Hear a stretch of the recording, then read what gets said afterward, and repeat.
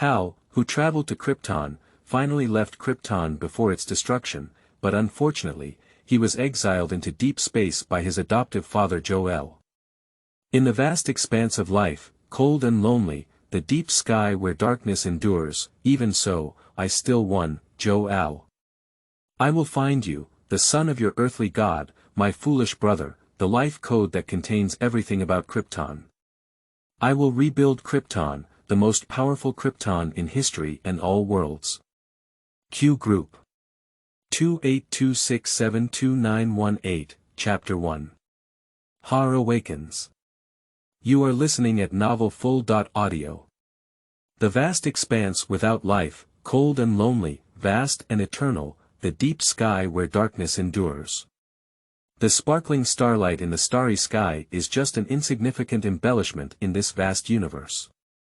In this dark and cold universe, dotted with stars in the starry sky, a Krypton spacecraft with a slanted design painted by the Krypton Academy of Science and Technology, 160 meters long and 50 meters high, with rough and dilapidated surfaces, is drifting in the lonely space. Inside the ship. Life Nutrition Room.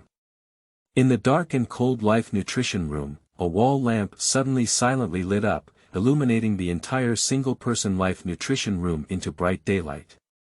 The entire Life Nutrition Room is only equipped with a freezer. Shoo!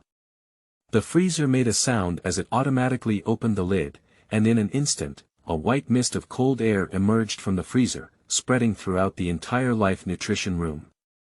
The Life Nutrition Room, filled with frozen white mist, suddenly projected a light image through the cracks in the wall, emitting intense projection light. A middle-aged man with wise eyes and a calm face was projected out. Has the spacecraft consumed too much crystal energy through the meteorite cluster to awaken life and determine its final journey? The wise gaze of the middle-aged man is full of complexity. The intelligence system of any spacecraft cannot replace the life inside the spacecraft to determine the final journey. Sometimes the sudden light of life is more able to find a way to survive in a desperate situation than intelligent systems. At the last moment, whether in life or death, Kryptonians have the right to decide their final situation. This is the final decision-making power guaranteed by the Krypton Life Council regarding the personnel inside the spacecraft. Amidst the cold white mist. Lying in the freezer, Har suddenly opened his eyes. Even though the freezer had been heated, it still made him feel the icy touch of his skin. The faint cold air penetrated every pore, bringing a hint of coolness. The beating of his heart's blood flowed throughout his body, providing warmth for his body beneath the skin. He moved his fingers lightly, his eyes focused from the confusion he had awakened, and took a deep breath of cold air into his lungs. The cold breath lingered in his throat, and the stimulation of his trachea entering his lungs made him feel his presence. The strength of his body gathered from the depths of his bone marrow, and his muscles became stronger again. Har sat up with his robust body propped up in both hands. I succeeded. He has a handsome eyebrow, a gentle face, and a smile. His long black hair extends to his shoulders, and his focused pupils are deep like black holes. With calm confidence, he looks at the figure projected from the cold white mist. Father, is that you? Har got up from the freezer, and a tall black figure emerged from the frozen white mist. He was tall, with strong limbs and skin tightly adhering to muscle lines, outlining a perfect male hormonal body.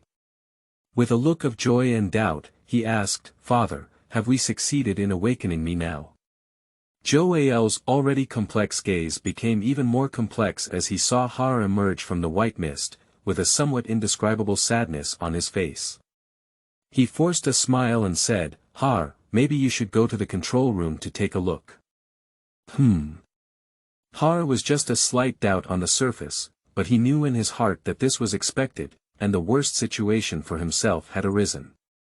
However, Har did not feel any disappointment, as leaving Krypton was already the best journey to embark on. He didn't care about Jor-El's projection, his skin surface was slightly cold, so he crossed the white mist and walked straight towards the main control room. Along this small journey, Har kept chatting with Jor-El, reminiscing about the various studies he had conducted with him as his mentor at the Imperial Academy. Remembering the various strange scenery of Krypton, every bruise after practicing with Zod, and the knowing smile of Kara being caught driving a speeding car, the delicious food made by her foster mother Laura. The time on the surface of Krypton was a fulfilling time he had never experienced in his previous life. Jor-El's projection occasionally appeared in Hale's footsteps, and whenever he heard Hale reminisce about the time spent on Krypton and the time spent with him, he became very silent. The main control room is actually very rudimentary, with only the main control console and nearby steel seats. The surrounding spacious environment is used to project the spacecraft's external 360-degree starry sky conditions. The existence of intelligent systems enables the commander to send commands and complete everything. In this space exploration technology ship, there is only Har and his adoptive father, Jor-El, who implanted some of his consciousness during the spacecraft's takeoff. Har entered the control room and saw the projected 365-degree starry sky environment, which was not similar to his impression. His eyebrows couldn't help but jump. I had been frozen for a period of time, and at the beginning of the freezing, I had already given orders to move towards the galaxy of the yellow sun while ensuring safety. Har's gaze swept over the starry universe projected from the control room, and it was clear that the Dawn had not found the yellow sun, nor had it walked according to its predetermined coordinates, deviating to a point where it was difficult to lock onto the Earth. Dawn, report the recent status of the spacecraft. Har issued an order. A series of projection data, along with dynamic projections indicating the damaged parts of the spacecraft, are displayed in front of Hale. Timely explanation of Dawn Intelligence System. The crystal core engine has 3% remaining energy. Energy protection cover failure. The internal circulation radiation barrier is being activated.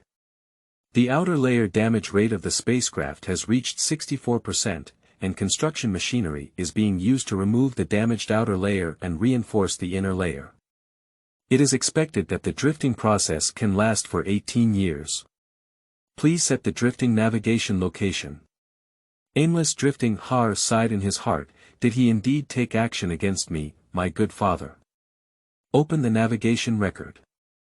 As expected, there was a blank record of the voyage. Har's face remained expressionless as he sat silently on the steel seat, his hands propped up on the armrest, his fingers crossed and placed on the bridge of his nose, revealing deep and firm eyes. He sat on a steel seat in this brilliant starry sky, silent. If possible, he actually doesn't want to go to this moment. The projected light shot fiercely into the main control room, and Jor-El's figure was projected out. Looking at Har sitting on the steel seat, a guilty and unbearable expression appeared in his eyes. Har. Father, why did you do this? In just 2 years, I used up the energy of the crystal core engine to 3%, changed the original set navigation route, and aimlessly let the spacecraft drift, so that the Dawn calculated that it awakened me lifelessly. Har's tone never saw his father's joy again. Since he had reached this moment, he was willing to inflict any slightest pain on Jor-El. Enough, Har, there's no need to question or act pretentious, which makes this part of my consciousness feel indescribable guilt and unease. When I copied this part of my consciousness and realized it was on the spaceship, it was indeed difficult to make a decision, and it's hard to believe that you would be such a person. But since this part of my consciousness is here, it means that no matter what kind of emotional fluctuations in my consciousness, it cannot change the decision I made at the beginning. Jor-El's guilty and unbearable expression paused. Throwing his own son into the vast, lifeless, lonely and cold deep sky, his mood was not good. I don't understand. Isn't our goal the same? Isn't it our responsibility to save Krypton? Har's tone was resounding and firm. On board this spaceship, Jor-El secretly proposed to replicate a portion of consciousness. Prior to this Dawn exploration, they had always been a model father-son couple.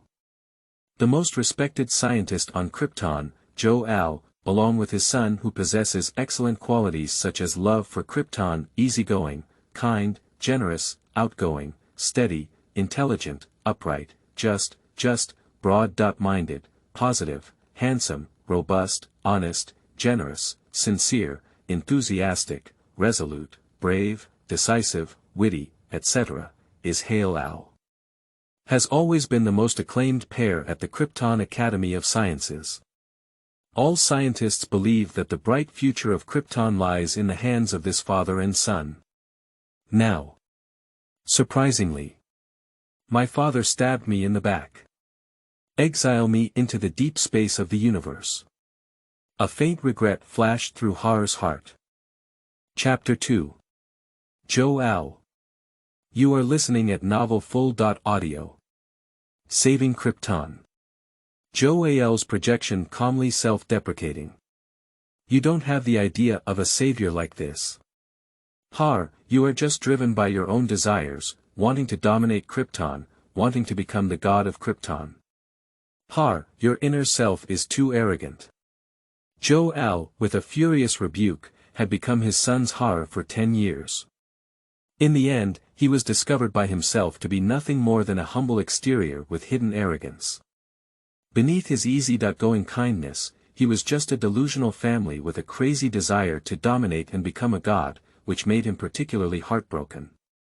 Har crossed his thumb on the bridge of his nose, pressed it, and rubbed it. Really, I originally thought that even if my father died, he could maintain this perfect impression until the end, making him proud of himself even in the dark.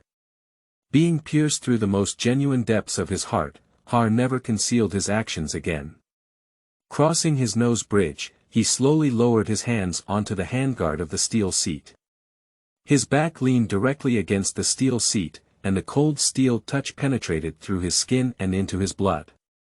He sneered at the corners of his mouth, tilted his head slightly, and looked down at the starry sky in front of him, ignoring his adoptive father Jor-El beside him. Arrogant from the moment I traveled to Krypton, knowing that I was Har and that I would be the strongest Kryptonian in the future, the seed of arrogance had already deeply rooted in my heart. Indulging this arrogance to burn like desire in my heart is the driving force behind everything. Although there are many powerful deities in DC, the sand-like multiverse of the Ganges may just be an ant that makes the deities indifferent. However, the power of King's presence in the starry sky cannot be ignored. I can't help it. How did you know? Har suddenly became strange. It's not true curiosity, but if one's performance fails too much and is eventually discovered to fail, then one must learn from this lesson. Perhaps I am truly arrogant, but there is nothing wrong with it. The so-called arrogance is just a dimensionality reduction blow. Arrogantly treat those who are not as good as oneself. Absorb knowledge of everything beyond oneself, and then look down.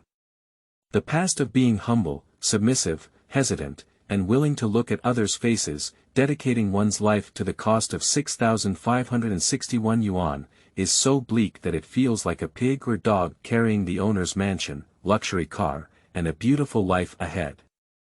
It is so sad that it makes him laugh. Now, this arrogant inner self is the most authentic self based on human nature. My brother, Jor-El, is a stubborn and traditional scientist. Our relationship has always been tense. Jor-El walked slowly, as if telling a heavy story. Under your close walking, the distance between me and him gradually dissipated. He has been drunk in front of me many times, touching me on the shoulder and thinking that I have adopted a good son. He generously admires you, praises you, believes that you are the only choice to save Krypton, and even puts his own position below you. At that time, I was only pleased that my relationship with Zoe was getting better, and we both appreciated you. I didn't pay much attention. Looking back now, everything about you already had signs. It wasn't until my wife Laura also spoke highly of you that I realized that anyone around me seemed to be praising you. At that moment, I suddenly became curious about what such a perfect you were pursuing. Har looked down at the starry sky and fell silent. He didn't expect that the wedge point discovered by Jor-El would be praised without hesitation by everyone. People always seek something, whether it's wealth, color, power, or fame. If an overly perfect expression does not seek these things, then under perfection, there must be a great demand. Joel's tone suddenly changed and became cold, saying, I consciously got drunk with Zoe, and I knew from him that you were working together. Furthermore, it was found that you violated the ban on cloning personnel by the Senate and created a large number of clones with the same appearance as the high-level members of Krypton below the city of Kandor. You want to replace Krypton's top management with clones, Har, how dare you do such a thing? I found out again that there was a wave of reform among the lower-class people of Krypton, rebelling against the upper echelons of the Resistance Army. The leader of the Resistance Army was referred to as the god who would change the sky and earth of Krypton. What do you want to do, Hale? You want to dominate Krypton, you want to be the god of Krypton. At the end, Joel was already furious. He didn't expect that his perfect, praised son, Joe Hale, would be so bold and stirring up Krypton. He always thought that Har had nothing else to ask for, and even if he did, it was just a progressive science in the Academy of Sciences. He never expected that his son would be an unprecedented ambitious person who wanted to overthrow Krypton. This long-standing ambition has truly shocked Joel. I'm saving Krypton, father. Do you think the upper echelons of Krypton will open you up to investigate the Earth's core? The Senate doesn't believe your investigation at all.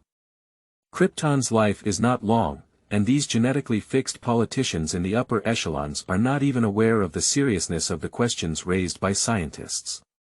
Krypton has been solidified into a class fixed object without free thinking.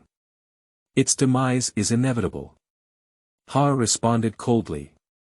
The reproduction of Kryptonians relies on embryonic cultivation, destined from birth to become politicians, soldiers, scientists, and so on, just like the cells in the eyes, ears, brain, and heart of the human body, highly differentiated and fulfilling their respective roles. The son of the mayor is the mayor, the son of the general is the general, the son of the governor is the governor, the son of a scientist is a scientist, and the son of a politician is a politician. This class fixation cannot be broken at all, because it is already locked down from the bottom of the genes. If a person lacks thought, this solidification is a great good thing. But unfortunately, people have thoughts. This solidification has become a cage of despair. Replacing the upper echelons and causing chaos on Krypton will only harm more people. Your choice to cause Krypton the most serious harm will have more than one solution to the problem. Joel exclaimed, startled by Hale's ambition. What, more people? It's just you. Do you consider the people at the bottom as animals? Father, you don't understand the grievances of the lower-class people. I have delved deep into the depths of the world, where you have stirred up. Really? Under the arrangement of the mayor's leadership, we will inspect the living standards of the lower-class people. People cannot empathize with each other at all. From the beginning, your genes were destined to become human beings, and your joys and sorrows are not connected to them. Har said in a deep voice, pressing his hands tightly against the handguard of the steel seat, his gaze cold. Their patience has reached a point where they don't even want their lives. If it were a slight disturbance, they would self-proclaim themselves as gods and create a will for action. Do you think I want to be their god? No, I just want to use them to dominate Krypton. But since they want a god, it's not impossible for me to become the god of Krypton after dominating it. Upon hearing Har's words, Joel knew that Har was hopeless. He said with relief, I'm glad to be able to discover everything and send you into space when you're ready. Chapter 3. I win. You are listening at novelfull.audio. Upon hearing these words, Har couldn't help but want to laugh, and then couldn't help but burst out laughing. Ha!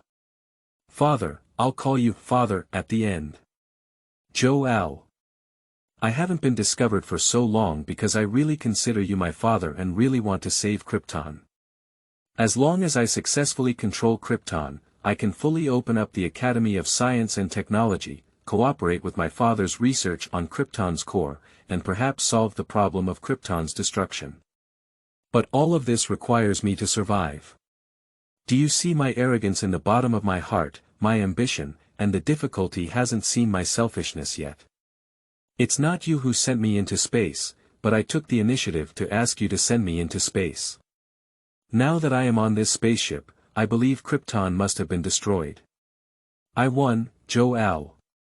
Jor-El's face showed a gloomy expression, as Hale said, Krypton had already been destroyed. A year and a month after the spacecraft left Krypton, Krypton exploded and was destroyed. Jor-El, who detected Krypton's explosion at the time, still couldn't believe it. If it weren't for his repetitive consciousness program, he would have had an impulse to refuse the original owner's order to drive the spaceship into deep space away from the yellow sun, let Har die in a deep sleep, and drive the spaceship back to Krypton to take a look. Although it is of no use. Even at this moment of conversation, one must know about the explosion of Krypton and Hale's thoughts. He had an idea, perhaps Hale was right, that he might replace the high level of Krypton, completely open up the Science and Technology Institute, and study the core of Krypton at the last moment, which could potentially avoid Krypton's destruction. But all of this is too late. His consciousness program was already locked by the original owner Jor-El when the spacecraft took off, and there was no change at all. This was also Jor-El's decision at the time. He decided to exile and let the deep space of the universe come to kill his son. This is his last tenderness as a father.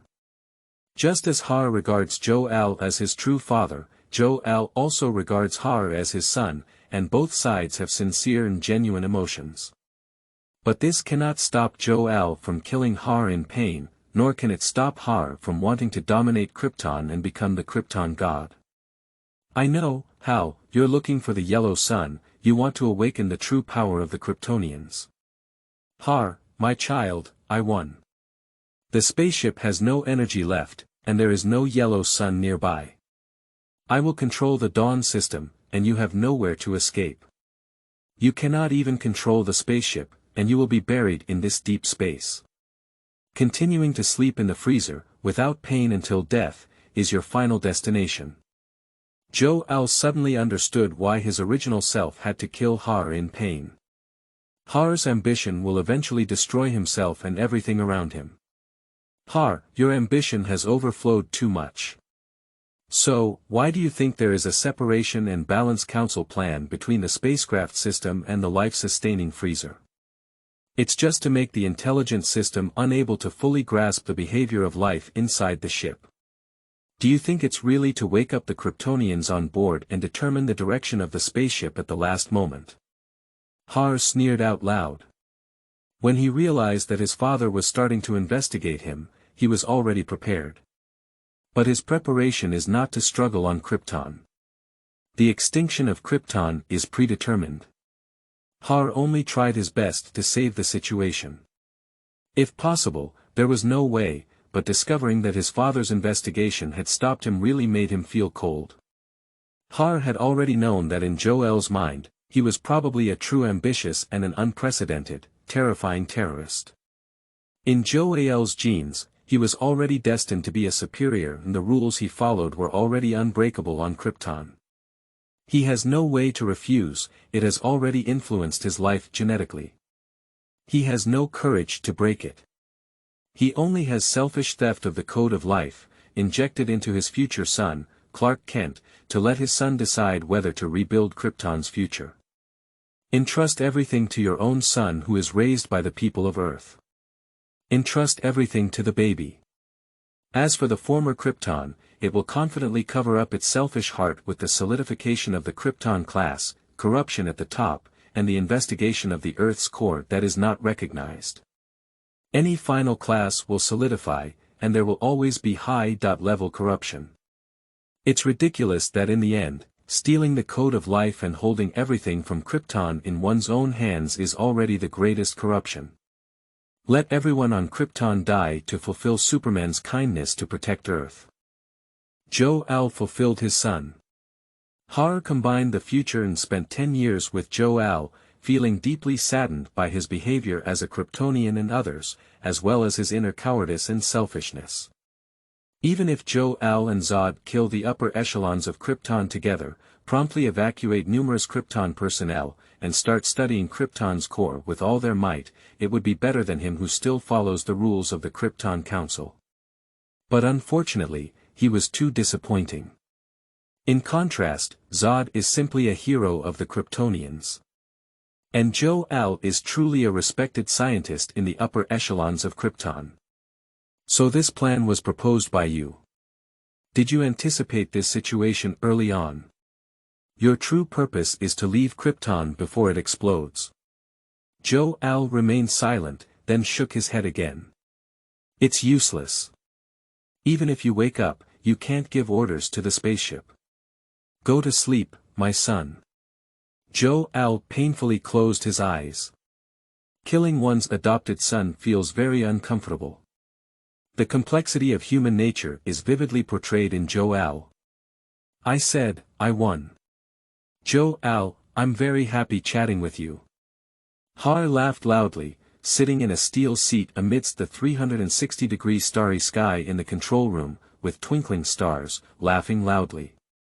Unable to save Krypton and become its god, he expressed regret. But leaving Krypton, without death, he had already achieved his greatest goal. In Jor-El's pitiful gaze. Har suddenly clenched his fist with his right hand, pounding his thumb joint against his stomach. His face was grim, his mouth wide open, saliva flowing out, and the degree of nausea in his throat kept him convulsing and vomiting. His right thumb joint pressed against his stomach, causing his abdominal muscles to sag. He used his fist's thumb joint to push his stomach up, straight to his chest, throat, and tonsils. His face turned red with anger. Cough, cough, cough. Har vomited out a white, fish-like substance from his mouth and dropped it onto the ground in the control room. Chapter 4. Bottom cards. You are listening at novelfull.audio. Har breathed a moment of relief, cleared his throat, and his flushed face improved slightly. He wiped the saliva from his lower lip, then cracked his mouth and picked up the fish bubble, with a smile, saying, in the ancient Kryptonian algae ocean biological era, the stomach bags of the three-headed king octopuses had a special characteristic.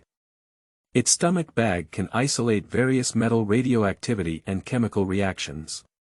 Jor-El's face was very unpleasant, and he remembered clearly that this was Har's biology graduation project.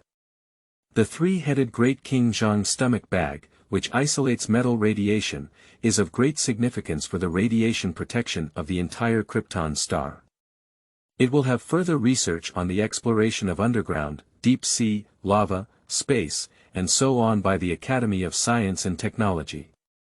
This is a discovery that can be widely applied in various radiation protection.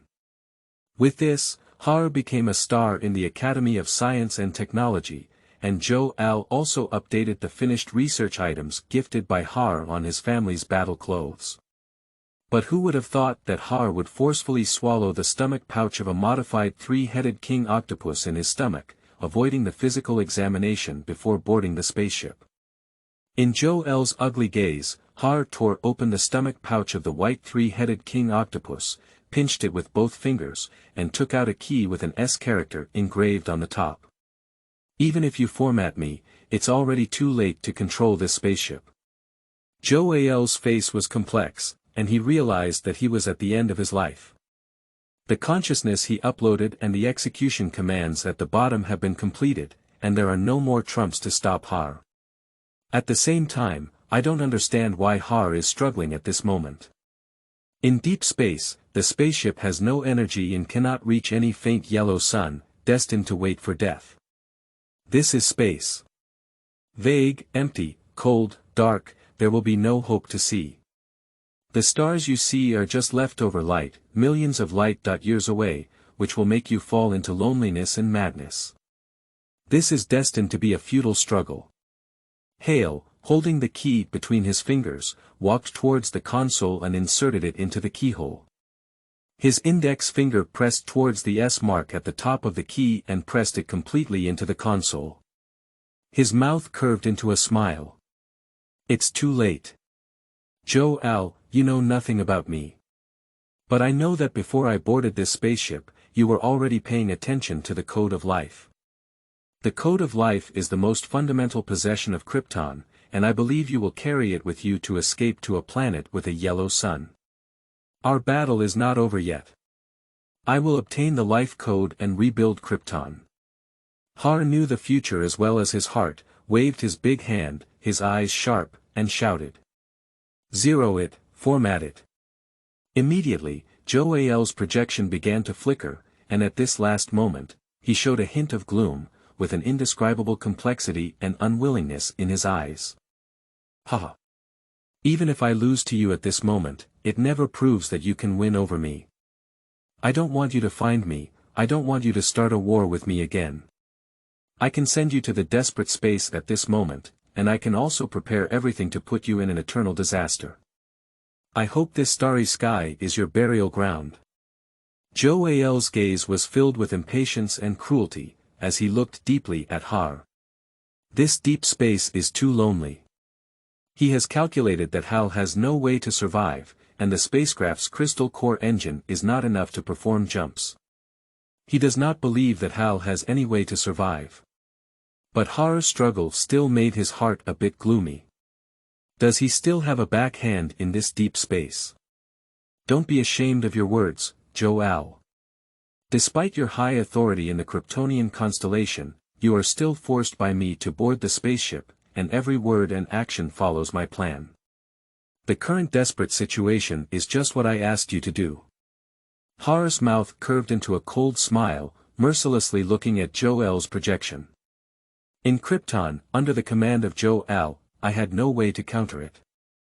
I had only the intention of launching an underground revolution, intending to replace the top management, so that Joel, who had no evidence but understood his ambitions, would willingly let myself board the spaceship and leave Krypton for the sake of Krypton's stability. Joel, all your actions are what I want you to do.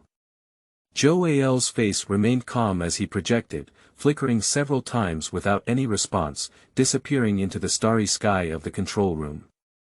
Format completed, Master, reset to 0 and officially launch, taking over the Krypton Academy of Science and Technology's Starry Sky Exploration spacecraft. Har nodded with a smile, solving Joel's last hidden danger and giving himself formal freedom. Joel controlled the spaceship and flew into the abyss of deep space, making himself wait to die, which was not something he found difficult to accept. Compared to everyone on Krypton who had already exploded and died, I still have my own life, which is much better. He had already anticipated the current situation. I look forward to defeating you again. Har had already begun to look forward to the day when he found Earth and personally met the younger brother of the human god. He also believed that his adoptive father, Joel, would once again engage in this kind of consciousness uploading trick, guarding his brother's side. He will bring back everything that belongs to Krypton. I will create a new Krypton star. Krypton, controlled by me. Joel. Our battle is not over yet. Retrieve the star map and calculate how far the nearest planet is. How long can the energy of the crystal core engine last? How far is it from the Earth? Har issued an order to reset to 0, which was an intelligent system he secretly created for himself, to format the impact of Joel and control the spaceship at this moment. Har's bottom cards are far from these. He is not afraid of getting lost and being exiled into the starry sky. Even in the lonely and cold space, he still has the ability to shuttle the world. In one's own conscious space, there is a vortex that can shuttle through the world. The reason why Har has never traveled to other worlds is because of the physique of Kryptonians, which can be considered as the top tier among many worlds. Why can it be called the top row? It's because it's effortless and doesn't require any cultivation. As long as you're exposed to the sun, you have the power to destroy stars. There are few powers that are easier to obtain than being a Kryptonian. Facing the unknown dangers of the unknown world, mastering the power of Kryptonian physique is the correct choice. Also, his consciousness shuttles to other worlds, and his body is still on Krypton, afraid that if his consciousness doesn't come back, Krypton will explode and directly kill his own body. So, From the moment he reached this spaceship and left Krypton, Har had already won. Not dying in the destruction of Krypton, the infinitely beautiful future has opened its hands to him. Reduce the internal protection of the spacecraft, adopt the minimum survival limit, stop the operation of construction machinery, and follow the safe route of drifting. The time required to reach the next star marked as MT745 is 61,320 hours, which will consume 1.7526% of the crystal core engine energy. About 2.94 million light-years away from Earth. Har frowned heavily. Jor-El used the crystal core engine too harshly, specifically jumping into the deep sky where stars are scarce and resources are scarce. 2.94 million light-years, this distance is too far. No energy, no resources, no wonder Jor-El chose this starry sky.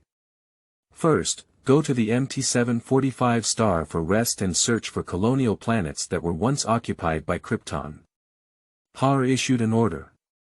Krypton once colonized a large expanse of starry sky in the universe. In that unknown era of the universe, the entire sky was praising the honor and prestige of the Kryptonians, fearing their warships and military might.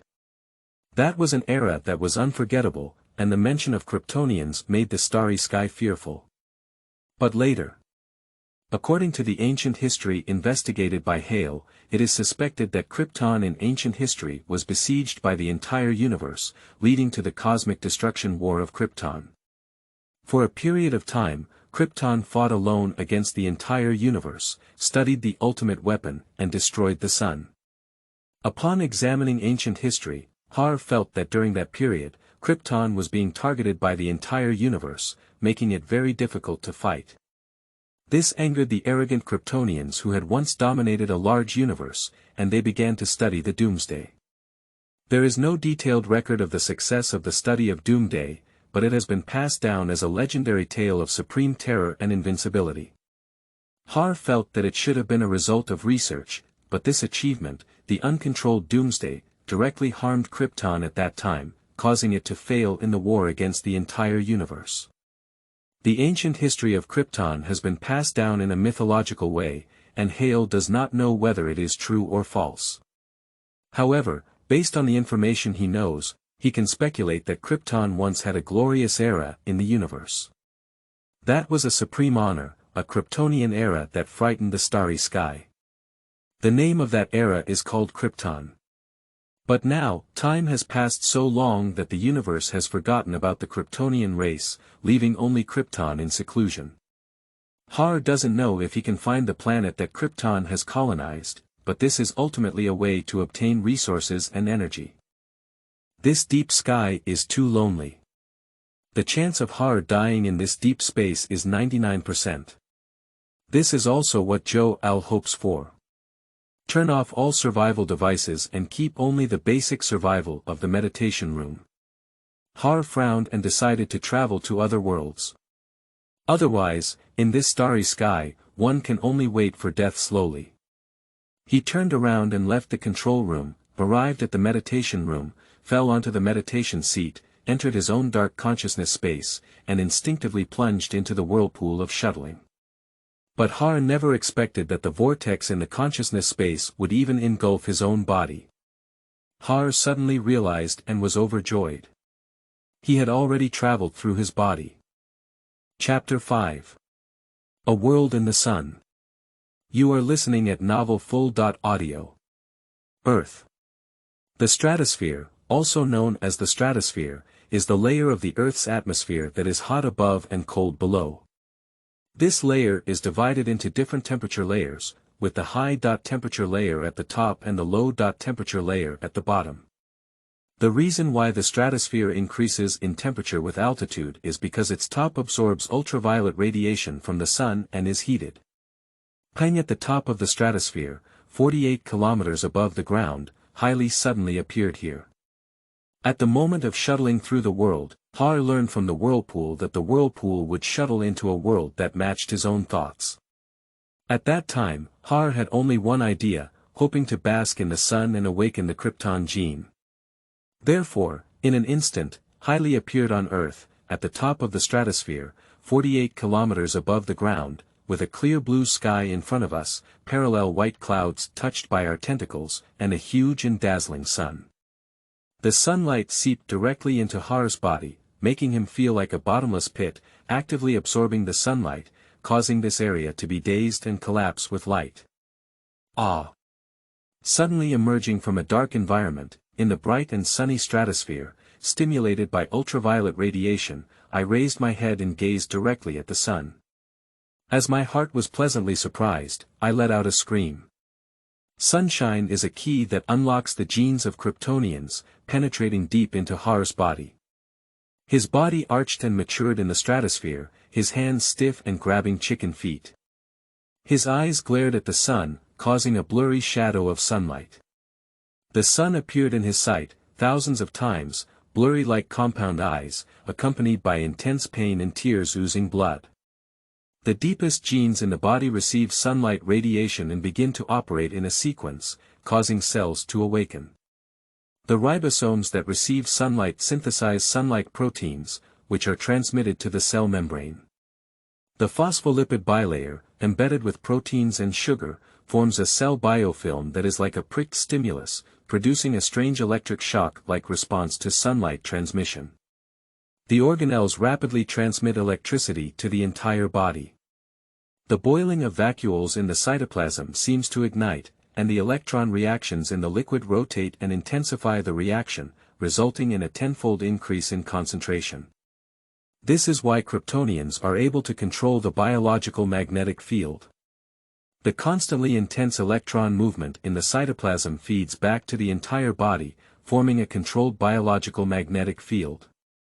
And the innermost nucleus, after passing through the cell membrane, cytoplasm, leaf green absorbance factor within the cytoplasm, green leaf decomposition fluid, reconstitution fluid, protoplasm, and heavy external sunlight feedback, enters the nucleus and begins chromosome separation through the cytoskeletal network channels in the nucleus, even during cell division. When the first cell that shines on the sun successfully divides, the cell seems to be going crazy, transmitting an infectious disease to initiate cell differentiation. Cell differentiation refers to the process in which cells undergo changes in shape, structure, and function in different directions after division. Cell differentiation is the formation of different tissues, and pre- and post-differentiation cells do not belong to the same type. A group of cells with similar morphology, similar structure, and certain functions is called a tissue. Different tissues form organs in a certain order. Various organs coordinate and cooperate to form a system. This is why Kryptonians possess a series of superpowers such as hot vision, frozen breath, steel body, super healing, supervision, and so on. Pain. It hurts too much. Ha ha ha. Ha ha ha. Har knew he was about to enter a transformative life, but the pain still made him bite his teeth, not to describe it, but to truly bite his teeth. His old teeth were shattered in one bite, and new teeth grew rapidly. He laughed in agony, the stratosphere 48 kilometers above the ground, pulled by the gravitational pull of the Earth. He was like a glowing body, constantly absorbing sunlight and beginning to fall under gravity. From a distance, even during the day, it looks like a bright star, dragging its fiery long tail towards the electric meter. Light seems to be chasing him. Ah! Ha ha ha! Ha ha ha! And Har was laughing, his teeth were bitten and growing again, his throat was dry and burning like lava erupting, and his hard-propped open eyes were bleeding like columns, dazed and earth-shattering.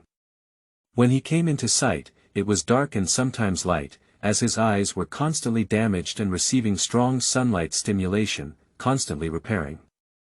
The acceleration of the fall became even crazier, causing intense friction between the skin and the air, which ignited. Har's skin was like burning paper, revealing deep red and beautiful muscle lines and snow-white bones. He turned around, forming a baby-curled posture on his back, with the rubbed-off facial skin revealing flesh-red lines, two naked eyeballs, snow-white teeth, and a ferocious expression, grinning wildly. In pain and ecstasy overwhelms the pain at this moment.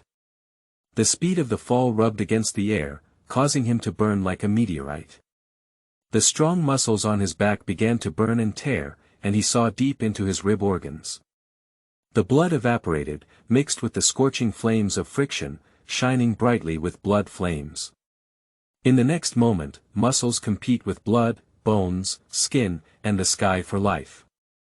The sunlight absorbed by Kryptonians and their super healing ability interact, constantly at the boundary of healing and friction burning. If the time is extended, even if the fall accelerates, it will still be a victory for Kryptonian super healing speed, but now, it has reached the ground. Har appeared like a meteor in the stratosphere, with a tail flame chasing by the sun, crossing an arc in the clear blue sky and crashing towards the Alaska Anchorage base of the Pacific Rim Joint Defense Force.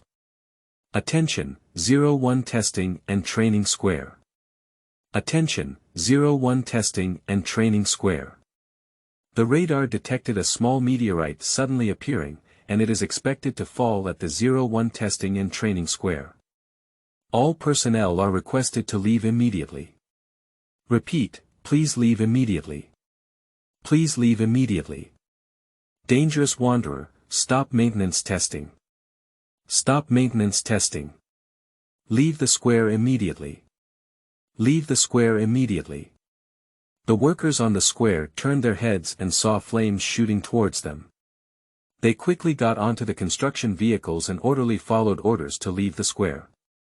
At a height of 79 meters, the two pilots of the Dangerous Wanderer mech, Raleigh and his brother Yenshi, turned the visual system of the Dangerous Wanderer and saw a base defense cannon and MGM.134A ballistic missile shooting straight towards the meteorite in the air.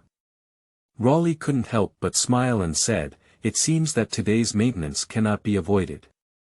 His brother Yenshi stared at the meteorite and then saw that it seemed to be avoiding danger. While falling, it avoided the locked orbit of the missile and fell towards the square. Yenshi changed and quickly said, "Quickly, quickly, get out of here. That ghost meteorite is coming towards us." The two of them were about to control the Dangerous Wanderer to leave the square when a meteorite had already fallen and hit the Dangerous Wanderer's knee, directly breaking the joint, breaking the steel cable, flashing electricity, and tilting the entire 79-meter-tall behemoth down. Finally, under the control of the two drivers, the Dangerous Wanderer stopped in a kneeling and half position instead of falling down. After stabilizing, numerous construction mechanics quickly mobilized large machinery, preparing to hoist Dangerous Wanderers. What ghost meteorite? Someone changed their fan hand, fanning away the scorching steel and strange smell, and went to the meteorite drop site to mutter and look. When they saw it, their face was shocked and they shouted loudly. "This is not a meteorite, this is not a meteorite, why is it a person?" I saw a tall figure like a baby in the meteorite crater, with blood flowing down its back, scorching the crater with a strong smell of blood. In the blink of an eye, the broken bones on its back were squeezed out, and muscles, like pythons, would wriggle and move, with fibers restructuring.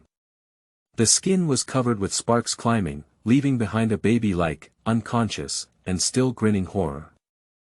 Chapter 6. Space Visitors. You are listening at novelfull.audio. The National Aeronautics and Space Administration, NASA, also known as NASA or NASA, is an administrative research agency of the U.S. federal government responsible for developing and implementing the U.S. space program, and conducting research in aviation and space science. Its most famous and widely known is the Apollo moon landing program. But since August 11, 2013, the 92-meter-tall and 2,700-ton monster axe head made its first appearance near the Golden Gate Bridge on Earth through a wormhole, destroying 3 cities in San Francisco. Initially, the U.S. military and the Royal Air Force conducted extensive bombings on Axe Head, which lasted for a week without success. Finally, 3 nuclear bombs had to be dropped to eliminate Axe Head. The blood pollution from Axe Head directly turned Auckland into a dead city. Everyone thought this was just a sudden event similar to Godzilla's mutated creature, but unexpectedly, just 6 months later, a second monster attacked Manila, making everyone realize that the appearance of the monster was not a sudden event. After analysis by scientists, the first wave of monster attacks was suicidal in nature, with conventional human weapons having no effect on them. Although nuclear bombs can eliminate them, they can cause a large amount of toxins to be released from their bodies. This is a natural selection behavior that changes the Earth's atmosphere, soil, and water environment through suicide, and exterminates Earth's organisms. That is to say, although nuclear bombs can kill a certain number of giant beasts, humans die before the beasts are completely extinct. Therefore, a joint defense system consisting of 21 countries including the United States, China, Japan, Russia, Chile, Canada, Australia, South Korea, and the Pacific Rim Joint Military Defense Force was established with the aim of creating giant mechas that could rival them. Through physical attacks alone, the monster would bleed and die, preventing its toxins from polluting the atmosphere. In this situation of facing a survival crisis, a large amount of funds are turning to the Pacific Rim Joint Forces Defense Force to manufacture mecha hunters and deal with monsters. Therefore, the once thriving National Aeronautics and Space Administration of the United States only has the basic status quo left and no funds to launch plans for space anymore. The space agency has also become a place to monitor the safety of the Earth. On this day, a warning suddenly sounded inside the space agency, and the red warning light kept flashing. Robert, who had just brewed his coffee, was accidentally startled and spilled hot coffee on his hand, causing his face to twitch in pain. Taking a deep breath and gritting his teeth, he stabilized his arm, put down his coffee, took out a black printed handkerchief from his pocket, wiped the burned area, and walked into the satellite surveillance hall in the vertical column of the screen while wiping. "What's going on?" Robert asked the director of the monitoring satellite, Gale, and looked straight at the big screen. The flames from friction completely wrapped around the meteorite and fell towards the ground. "Director, the reconnaissance satellite has detected a meteorite suddenly appearing in the stratosphere, about 45 kilometers above the ground." The director of the monitoring satellite, Gale, answered from the side.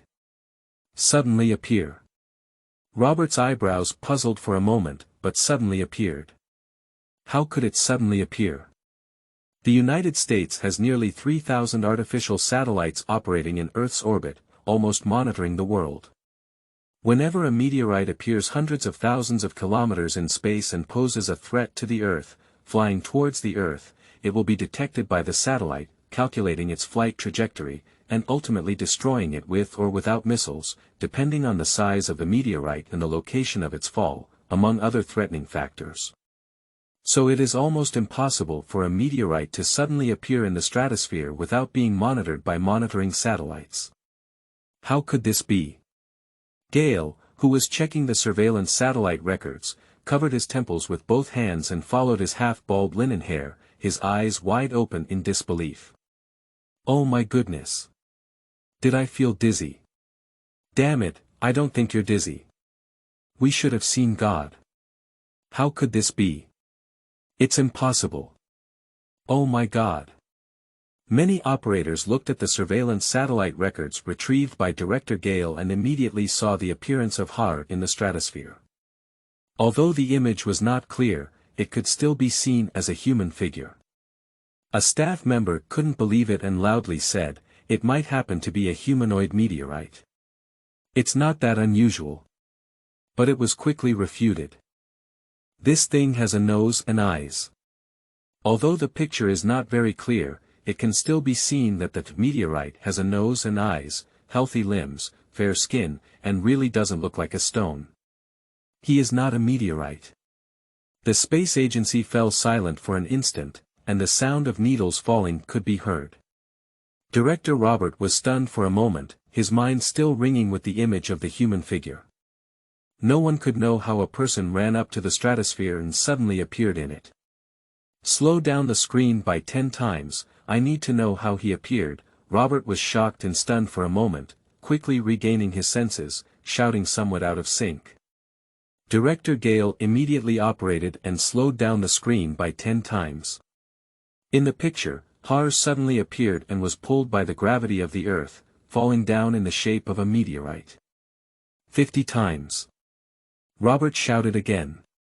The screen slowed down again, but still only Har suddenly appeared without any warning.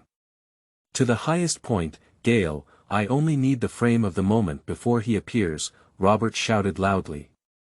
This scene beyond common sense made him feel some inner fear and hysteria. Gale quickly operated.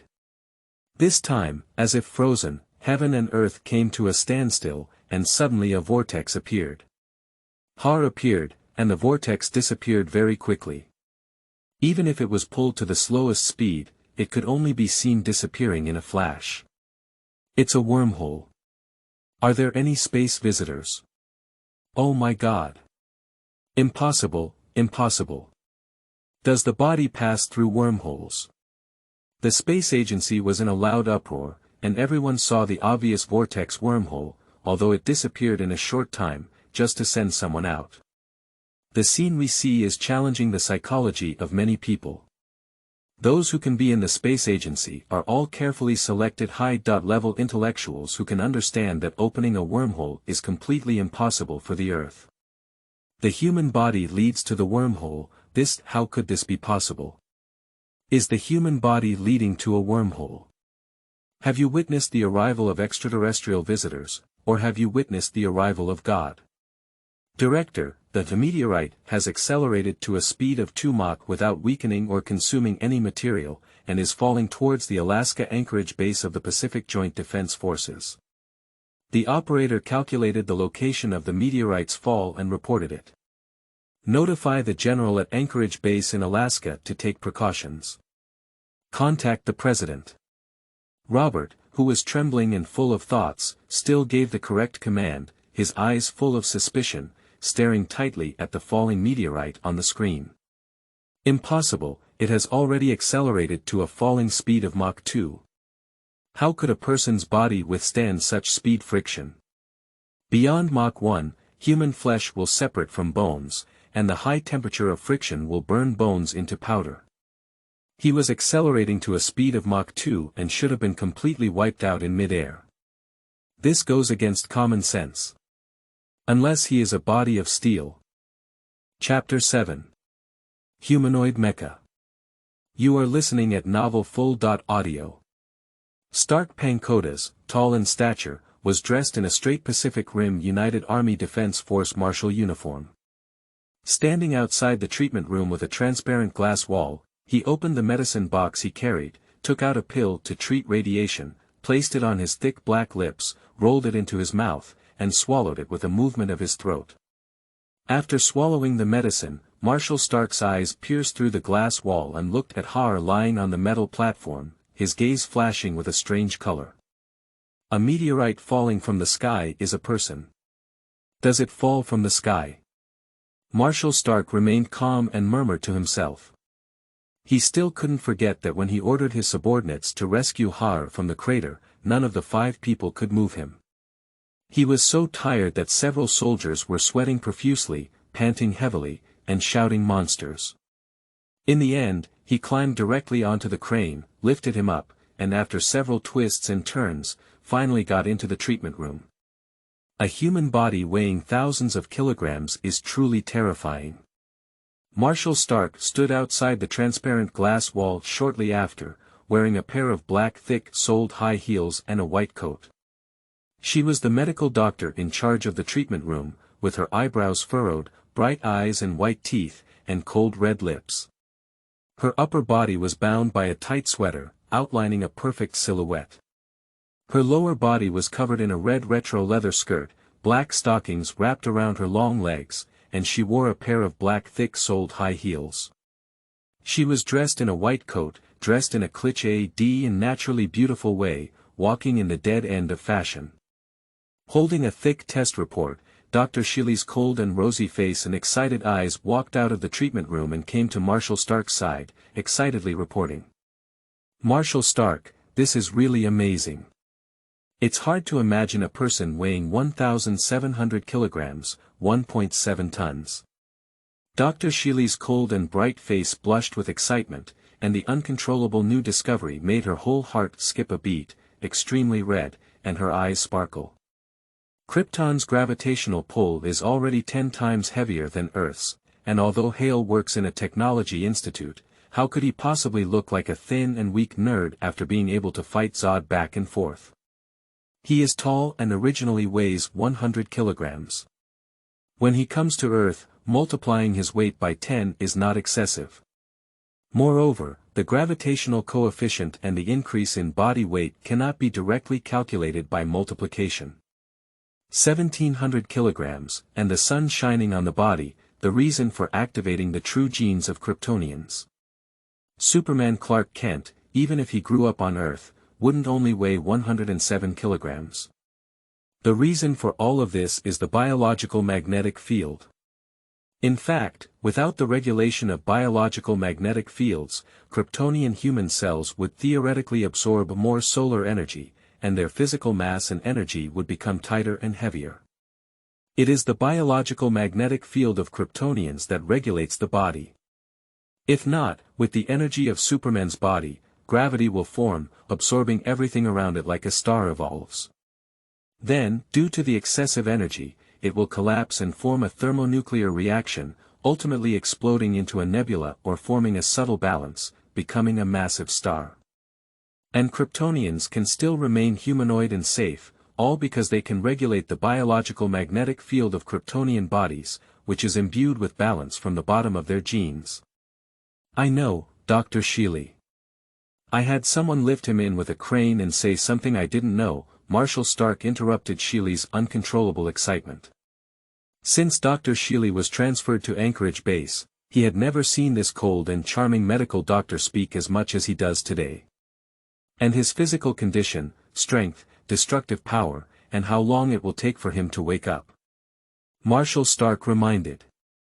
Marshall Stark is hard to imagine someone weighing 1700 kilograms and still in human form, which means that at least this person has over 2000 kilograms of power, which is insignificant compared to any mech. But for people of such weight, their nerves can withstand 10 times more intensity than ordinary people. That is to say, he can drive the mech alone, making it easier than any driver, and even if he can easily jump the tango.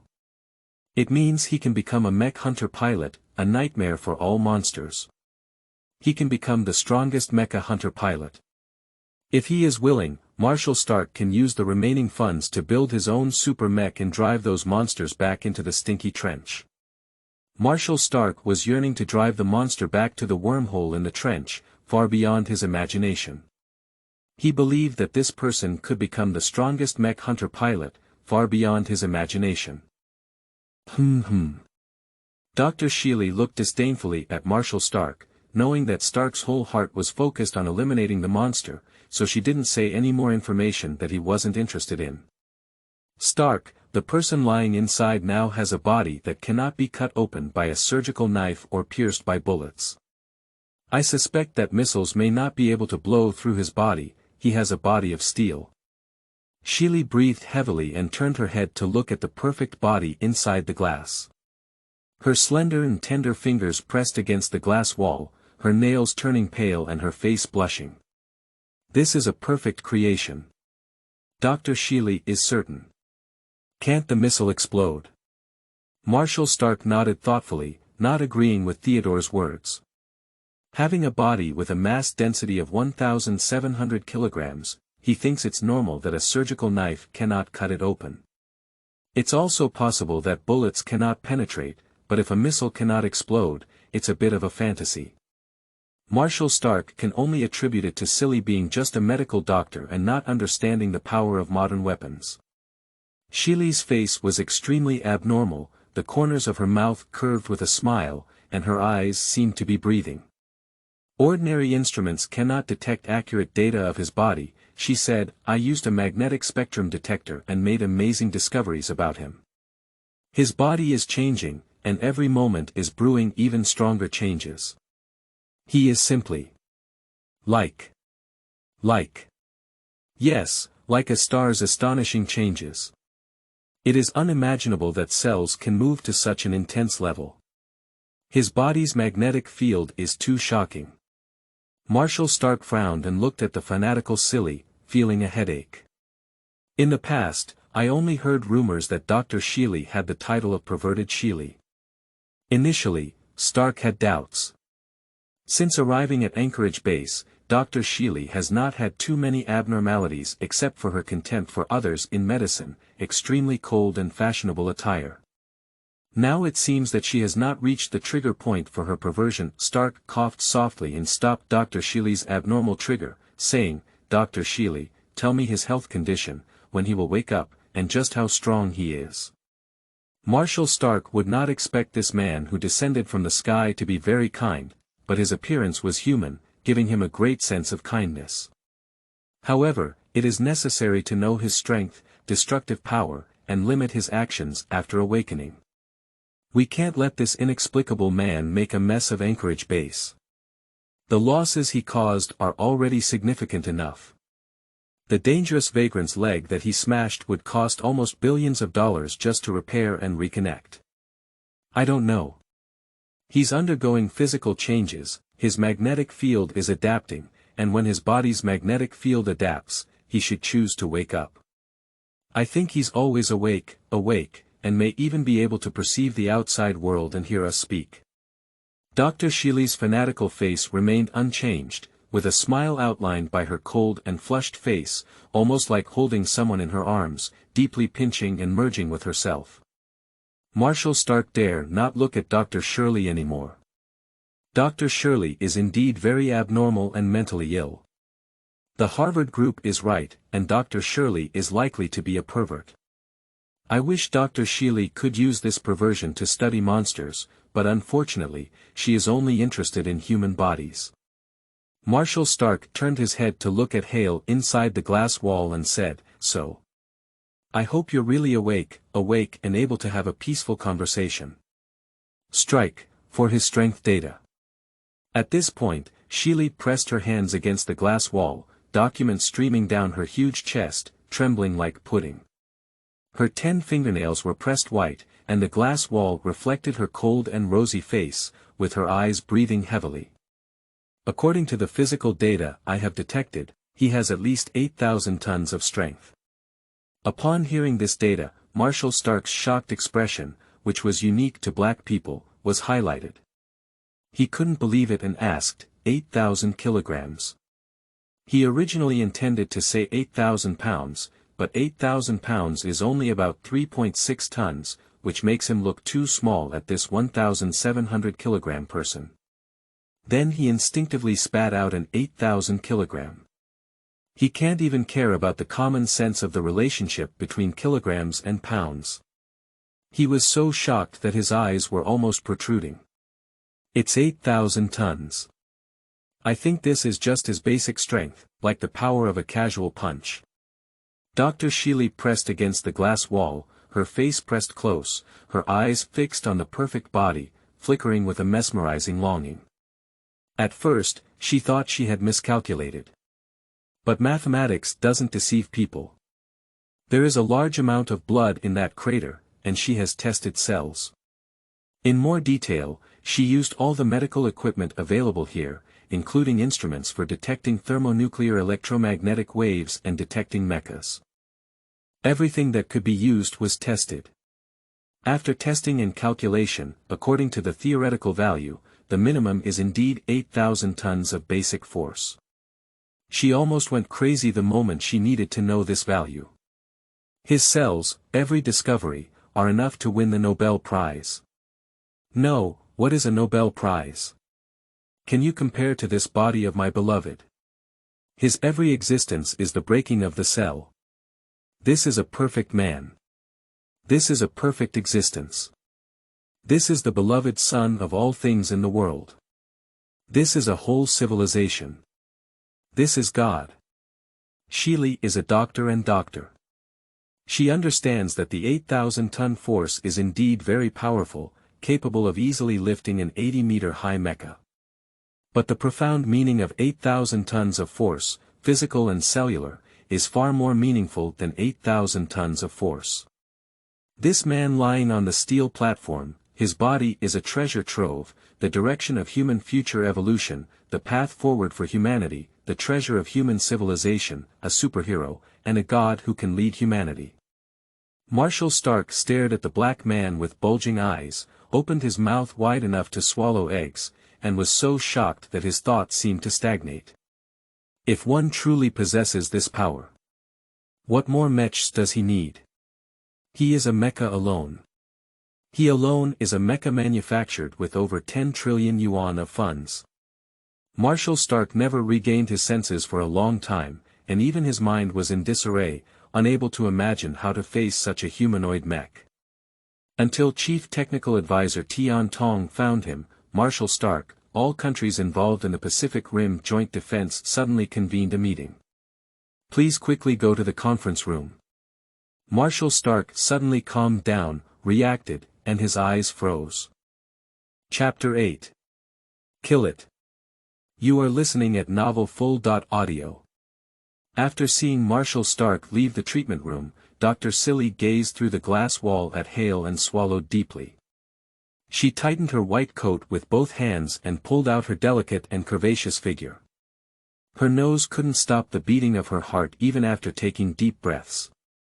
She opened the door and walked into the constant temperature treatment room, coming to Hara's body. Brave Xili, you cannot engage in abnormal behavior in the eyes of outsiders, otherwise it will reduce your time spent with the research subject. Dr. Xili secretly cheered herself on and warned herself to maintain a professional, serious, and ruthless image as a medical doctor, so that she could spend more time with the research team. The corners of the mouth cannot be raised, they look like crazy perverts. Keep your eyes cold, like looking at ordinary people, they are all moving around like chunks of meat. Ah, no way, how could he be so perfect? Dr. Xili struggled with her own psyche, but as soon as she saw Hara's body, her face became intoxicated, her legs intertwined, and she reached out trembling towards Hara's chest. She couldn't resist her abnormal behavior. In her eyes, every part of this body was shining, every part was emitting an enticing aroma, and every part made her intoxicated. How can I tolerate this? In my mind. The angel on the left shone brightly and said kindly, Brave Xili, touch it. It's okay to touch it. Suddenly, a black evil demon ran out on the right, holding a wolf-tooth club and smashing the angel's head with it, causing it to bleed and disappear. He cried in pain, Xili, you have to hold back. As long as you hold back until 3 or even midnight, you can have a naked mating with the research body. In the end, Dr. Xili couldn't help but touch Hara's shoulder with her slender fingertips. Ah, Dr. Xili let out a startled moan, and her fingers seemed to be suddenly electrocuted, causing her to react and recoil. She covered her fingers that touched the body of Hara with her hand, her eyes filled with disbelief. Just now, she touched this perfect body, which she hailed as divine, and a loud roll echoed in her mind. It's like when my mother said, you can't touch this iron with your hands. Smart Xili licked it with her tongue. The temptation that was resisted by the secular world and full of prohibition made Xili unable to bear it. She knew that it was highly likely this god who could manipulate the magnetic field of the body, transmit information, and roll herself. But at the moment Dr. Xili heard her resistance, she couldn't leave. Lick it. She developed a twisted belief in serving gods, as well as twisted behavior, with the intention of getting closer to the body in front of her. She also intended to use the most flexible tongue to lick the most perfect body in her heart, the most perfect god. Her white swan-like neck moved over, and her pink and delicate tongue licked out from her red lips, gently tapping towards Hara's shoulder, afraid of blasphemy and eager to take a big sip. In the end, she licked the broad, muscular contours of her shoulders with a glint of water. 15. Dr. Xili's delicate body trembled, moved to the point where she covered her mouth with both hands and shed tears. God has responded. He asked me to lick 15 times. Marshal Stark arrived at Zhongliang's conference room and couldn't help but frown. Except for the newly established Pacific Rim Joint Military Defense Force in Hong Kong, he has never seen such a complete and 21-country presence. Usually, representatives from several major countries come forward to hand over to him. And now, in a whole 21 countries, even a few countries have presidents on the battlefield, with 21 screens covering a large wall. Marshal Stark said good afternoon to the Joint Secretary-General and raised doubts about the sudden convening of this meeting. Representatives from various countries began to express their intentions. Marshal Stark, the Mech Hunter program aims to effectively stop monsters from invading human homes and damaging the Earth's environment.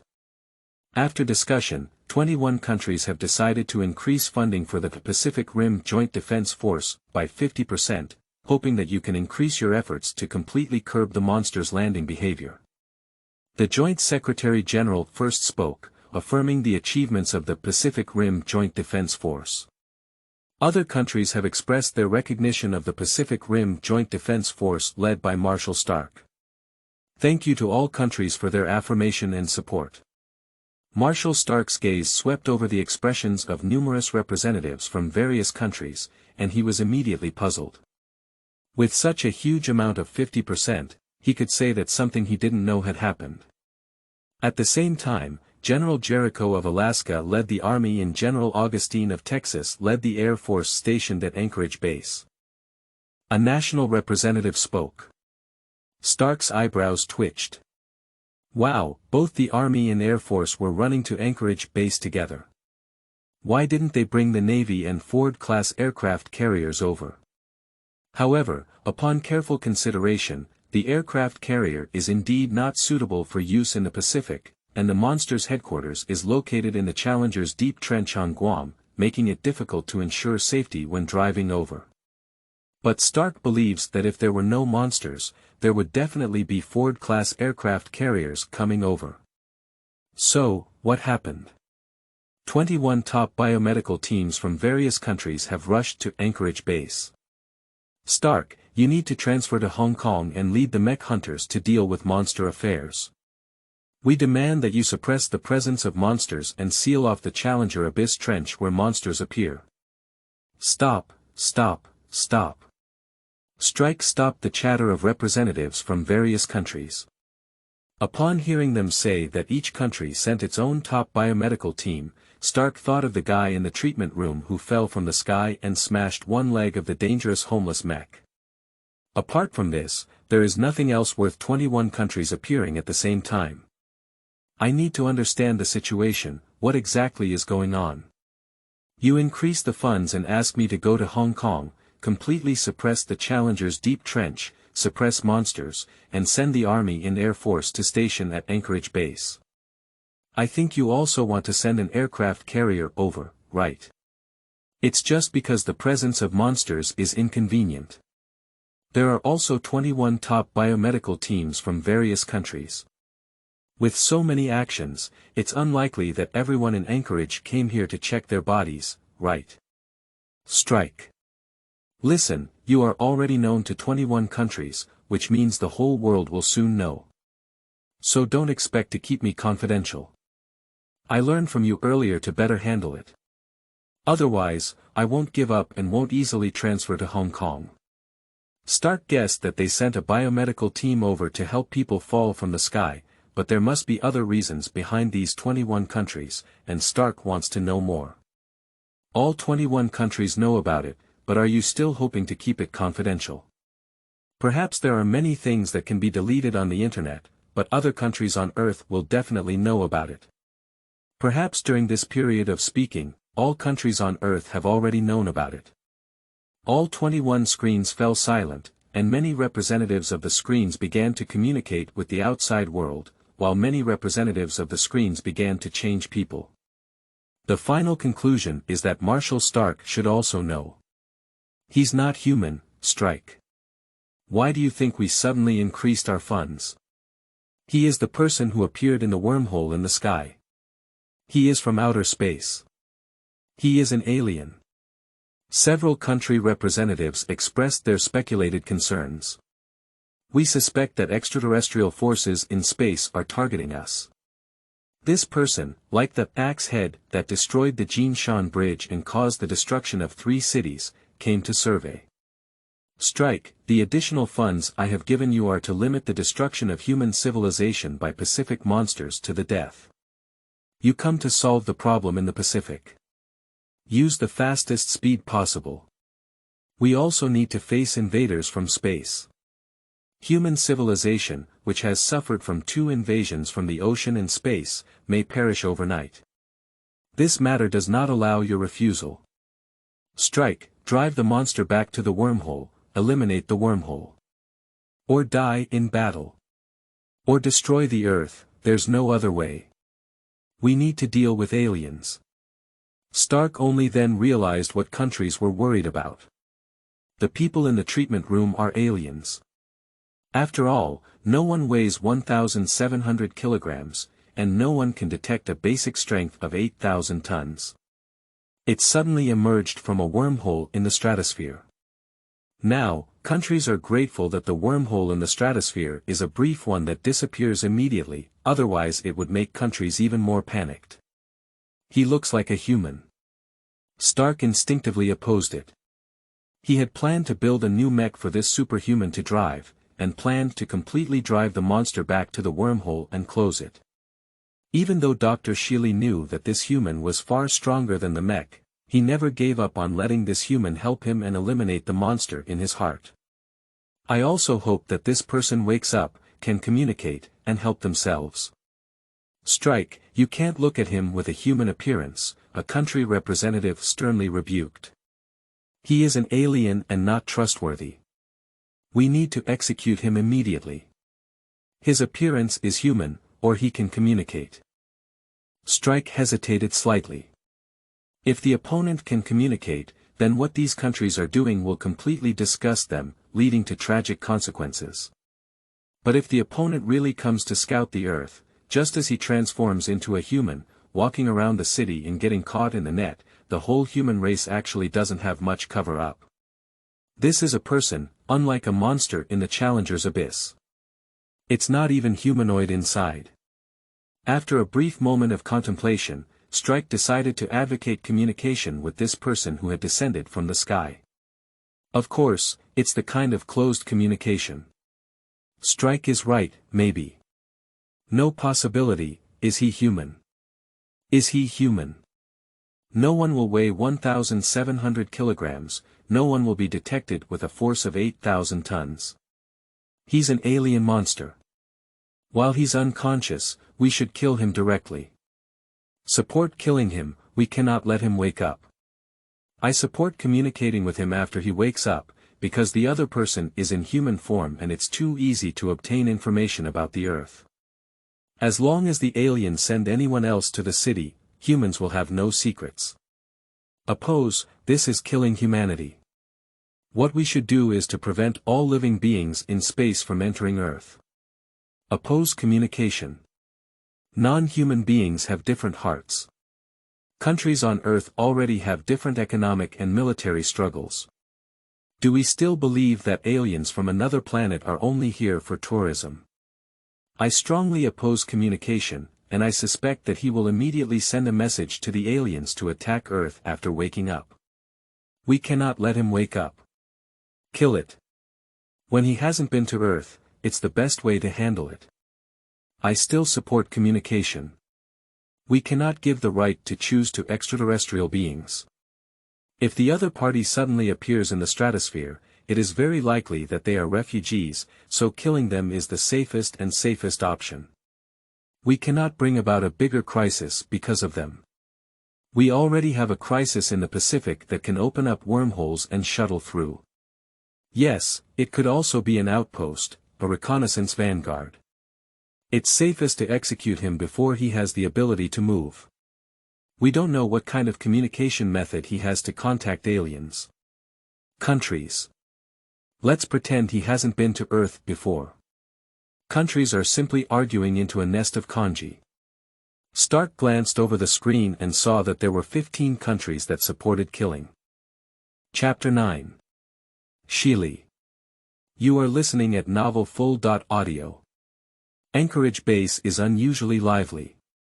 In the clear sky, from afar, black spots appear one after another, with 10 C.5 Galaxy Large Strategic Transport Aircraft, the largest strategic transport aircraft currently in service by the United States Air Force. More than 20 H.53C Stallion large helicopters were developed for the United States Marine Corps as a high-speed assault-type aircraft, and are currently the largest assault-type multi-purpose large military helicopter in the Western world. Used to forcefully enter enemy territory for attack or landing.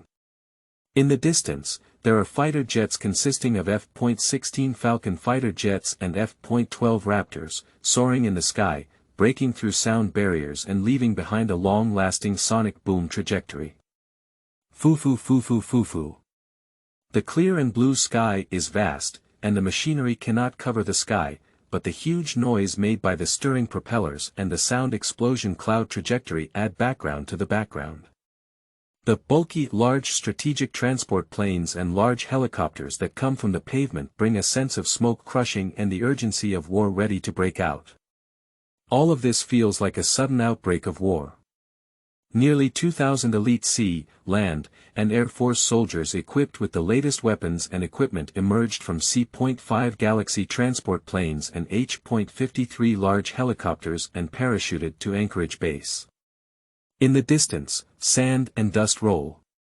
The Army stationed at a military base in Alaska directly piloted the M1A2 main battle tank equipped with the most advanced vehicle information system and battlefield management system, equipped with brand new protective armor and electronic equipment, alongside the Army's main force, near the city of Anchorage to conduct military control and begin evacuating the entire Anchorage of 300,000 civilians. This is not all. Various large aircraft have been temporarily dispatched from the sky, carrying top biomedical teams from 21 countries on Earth and various high-precision biochemical medical instruments.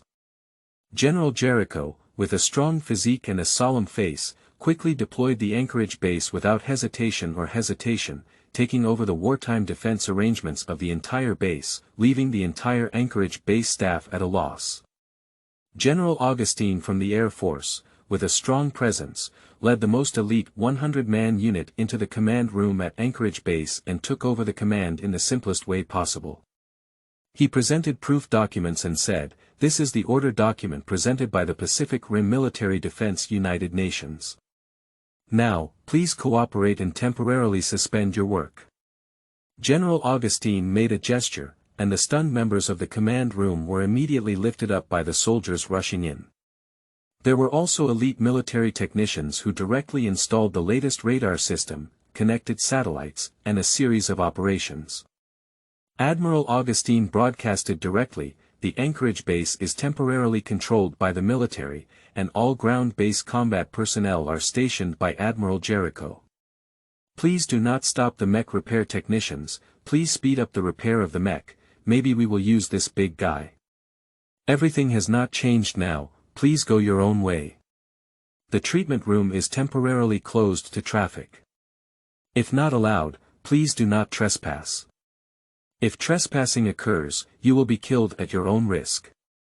General Augustine's words silenced the entire Anchorage base, except for the rapid footsteps of the troops. When they were feeling anxious, it was the familiar Marshal Stark who appeared and said, "Listen to General Augustine, everything is as usual, guys, it's okay." Stabilizing the hearts of the base. Led by Harvard Medical School Dean Tungus, the top biomedical team from 21 countries has a total of 130 biomedical PhDs, each of whom can be considered a national treasure, rushing towards the treatment room. Tungus has a slender figure, a head of flaxen blonde hair, with eagle eyes and wolf eyes. He wears a branded black suit, a white coat, and shiny black leather shoes, with a hint of British gentlemanly temperament. He temporarily leads these 130 top biomedical PhDs to study aliens, which can be said to be the most exciting and pinnacle achievement of his life. No matter what is discovered from aliens, it is one's own achievement. Speaking of this achievement, no one in the entire biomedical field can match it. This is the pinnacle achievement of the human biomedical community. Tungus was filled with joy in his heart, and his footsteps couldn't help but quicken a bit. He didn't know which guy was actually using an electromagnetic spectrometer to detect aliens in a thermonuclear reactor, and calculated that aliens had an incredible data of 8,000 tons of basic power. "It's you, perverted Xili. It's you, Tungus, with sparse hair and few strands of lean bones, who transplanted the organs under the rabbit into his son's body. He's so old that he's almost dead and still greedy for money, power, and student achievements. He's not good at students. Tungus turned around with everyone and saw Xili standing outside the glass wall, looking at the aliens. Her neck stiffened and her face suddenly changed. Xili heard someone say she was abnormal, her bright eyes were sharp like knives, and she turned her head to see Tungus bringing someone over. I will have the lawyer sue you for defamation and defamation of my reputation. Tungus looked at the wolf with a gloomy expression, his eyes bursting with hatred, gritting his teeth, his neck veins bulging, and he shouted angrily, "Now, get out of here." Seeing this perverted Xili again, Tungus's usual gentlemanly demeanor could not be sustained. It was really what Xili had done before, so abnormal that Tungus, who used to be her teacher, was so scared that he wanted to kill her. Xili lived in a slum when she was young. A neighbor once reported to her that she had killed her stepfather, dismembered the body, and scared her mother into a mental illness. She was forced to be sent to a mental hospital for treatment. Xili was born with a unique talent in biomedical science. She was able to solve problems in the eyes of ordinary people with just a few eyes, and because of this, at the age of 15, she was taken in by Tungus and became an unconventional disciple. If that's the case, it's nothing. But unfortunately, when Xili was 18 years old, Tungus, who claimed to be a gentleman, greedy for money, power, and lustful, was blinded when he saw Xili dressed in formal attire, with a white shirt, knee skirt, and black silk, outlining captivating curves and a cold and confident face, guiding the world in biomedical science. He had ulterior motives towards his own disciples. Xili never tired of it. She won the Nobel Prize in Medicine for discovering how cells perceive and adapt to oxygen supply, avoiding teachers, and thus applied for independent biological research at Harvard Medical School. The following year, seeing that her teacher had not yet realized it, she once again won the second Nobel Prize in Medicine for promoting the consequences of cell response to temperature. Most people may just disperse. After all, he has already won 2 Nobel Prizes and is the youngest Nobel laureate in medicine in the world, and has been listed as a national research expert in the United States. Tungus, however, felt as if it was a challenge and was preparing to rationalize a series of forced and semi-voluntary measures for drinking. For Tungus, it's not really a big deal at all. The medical and academic circles are like this. If it weren't for Xili being too aggressive and directly winning 2 Nobel Prizes, drinking alcohol, threatening graduation, throwing a few fake papers at her, and so on, don't use too many tricks, and naturally it would be acceptable. It's a rule in the academic community. Unfortunately, Xili was too clever and had already seen through Tungus's character. She just wanted to do biological research quietly and didn't want to worry too much about the whole thing. Just as Xili was preparing for her 3rd year of the Nobel Prize in Medicine, Tungus came to visit Xili, who was conducting experiments. Tungus, who claimed to be a gentleman, accidentally raised Xili for 5 years. The experimental rabbit with deep affection sat there. Death. Got it. Xili was in despair all night, crying so much that she almost went blind and began to go crazy. She had thoughts of revenge. Find Tungus' 7-year-old son in 4th grade, and on a night when Tungus was not at home, perform a 2-hour surgery on his son. Transplant the rabbit's lower organ onto Tungus' son, allowing his beloved experimental rabbit's lower organ to be passed on to Tungus' son. Surgical abnormalities are perfect. There is no problem with the lower organs of Tungus's son, anything that humans can do, and now that he has grown up, he can still harden. Apart from being small and having a long urination time, there are no issues. Until now, the perfect organ replacement surgery in this case has been a miracle in the eyes of Harvard Medical School students, shocking the world. The imaging of the connections between organs, blood vessels, and nerve endings under Tungus's son is still a project that Harvard Medical School must secretly study. Every time, it shocks new students. How could such a perfect connection be achieved? What a divine skill. Of course, it can only be done privately. It took over a year for Tungus to discover his son's problem. It must be said that Xili's great success in this surgery, whether it was healing, hemostasis, or suturing, left no trace of aftereffects. If Tungus had not discovered that his child had been urinating for more than half an hour one day, he would not have realized it.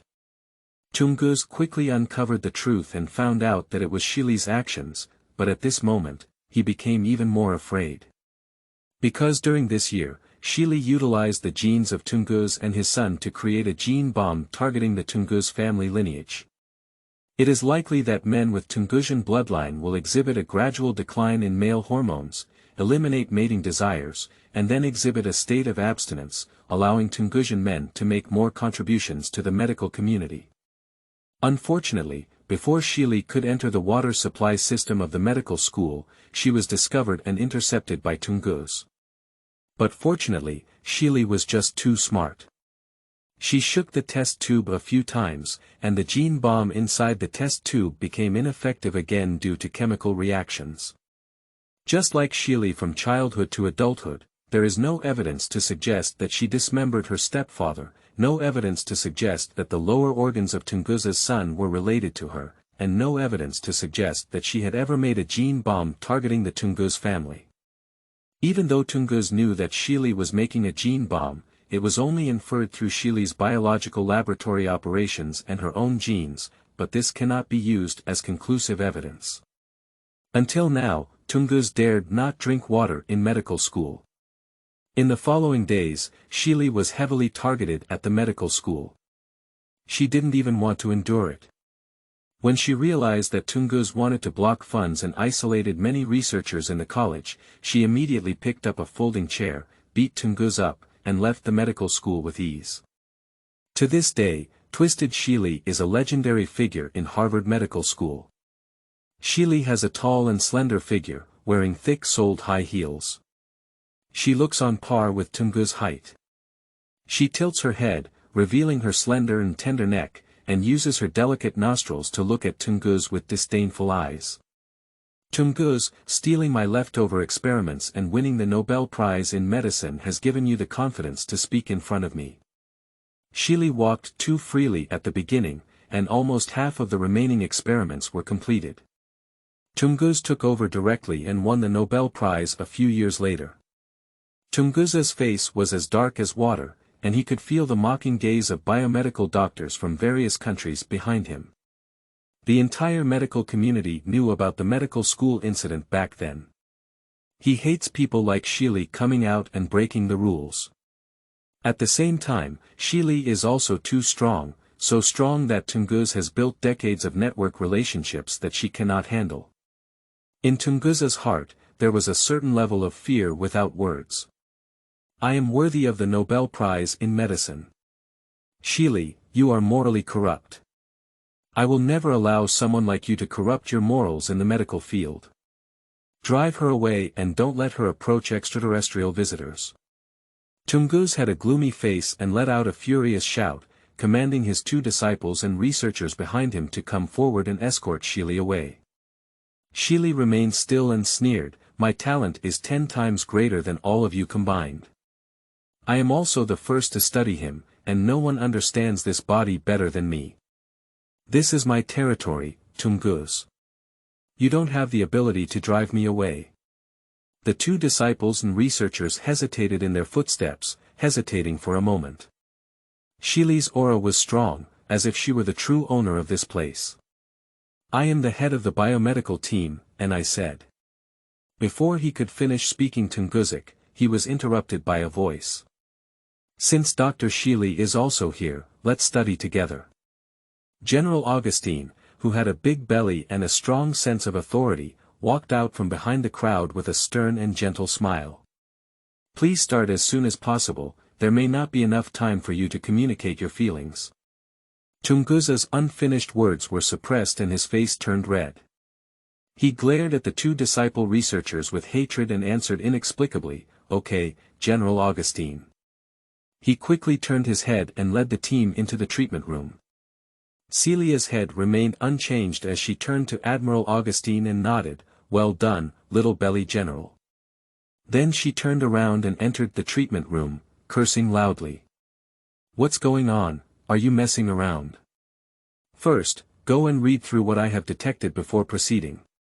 I am the person in charge.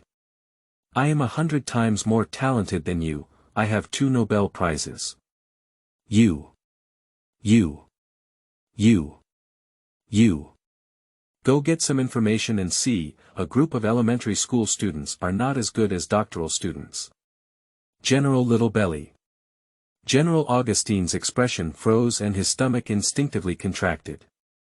Chapter 10. Desire. You are listening at novelfull.audio. The plane never stopped and took off and landed at Anchorage Base, with batches of elite Pacific Rim United Nations troops coming to guard Anchorage Base tightly, bringing a heavy atmosphere to the base with fear. Batch after batch of cutting-edge medical instruments were transported over and quickly put into use. Until nightfall, numerous biomedical researchers, as if they had been beaten with chicken blood, couldn't even afford to eat and couldn't bear to take a step away. They muttered to themselves with a demonic expression, wondering how it was possible, and their faces turned even more excited as they conducted the experiment. The experimental white mouse's strength skyrocketed, it broke the nutrition jar, catch it quickly. Experimental rabbit's eye mutation, resulting in laser reaction. Where's the white mouse here? Damn it, it can teleport and has superpowers. Check the surveillance quickly and catch it back. Teacher Tungus, it's time to report, reminded the disciple researcher beside him. Tungus reacted with a slightly anemic daze, as if he had looked up from another life to see a huge laboratory full of unexpected panic and chaos. There were also researchers with mesmerizing red eyes and a smirk on their face, resembling those of evil villains. There were also worldviews that seemed to collapse, their eyes wide open and murmuring in disbelief. Finally, his gaze stopped at Xili, who was cursing loudly and bossing around. Tungus had some fear towards the burning momentum of Xili at this moment, not only because of what Xili had done to him and his son, but also because in just over a dozen hours, the biomedical team she had led became her assistant, producing results that could already win Nobel Prizes for the next century. She is truly 100 times more talented than all the biomedical researchers here. Tungus took a deep look at Xili, walked out of the laboratory, touched his tired face due to excitement and fatigue, and instructed his assistant next to him, prepare a preliminary summary of experimental data and hold a joint meeting. But I have never been a researcher who focuses on experiments.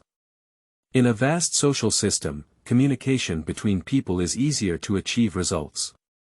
With the experimental materials ready, Tungus, along with his assistant Augustine and Stark, arrived at the conference room and began a joint meeting.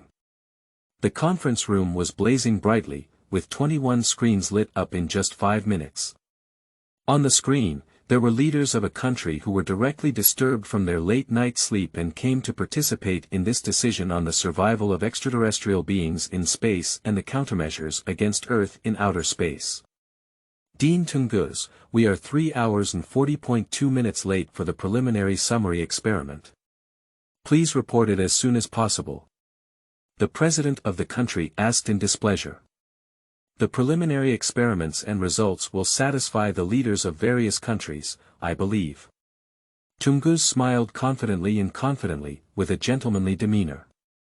He took the document from his assistant, opened it directly, and reported some necessary detailed data one after another, but also simplified the instructions. The 8,000 tons of basic force previously measured may have some slight errors due to instrument issues, but we believe the errors will not be significant. According to the latest accurate measurement of medical equipment, he currently has at least 30,000 tons of force. Tungus selected some data on extraterrestrial bodies that they are most concerned about to explain. We have reason to believe that in just a dozen hours, he grew into a monster with 30,000 tons of basic strength, reported Tungus. The representatives of the 21 screens were all silent. What is the concept of an ordinary human with a body close to 2 meters and a basic strength of 30,000 tons? Representatives from all countries are very clear, but they are even more aware of what kind of terrifying presence this represents.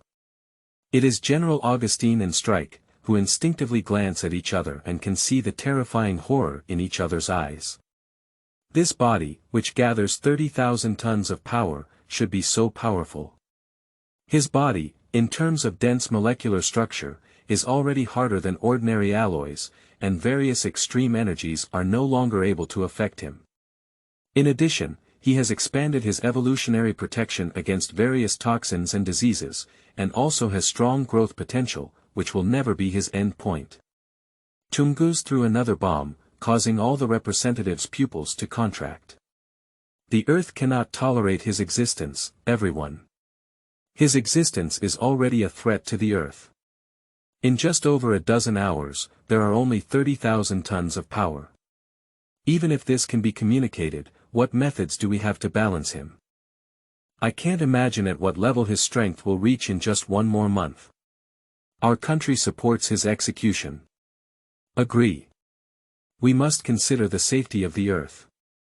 The Earth cannot afford such aliens. In that case, let's execute. At this moment, the peace faction who agreed with communication dared not say that they would wait for that body to wake up and communicate. His growth potential is too great.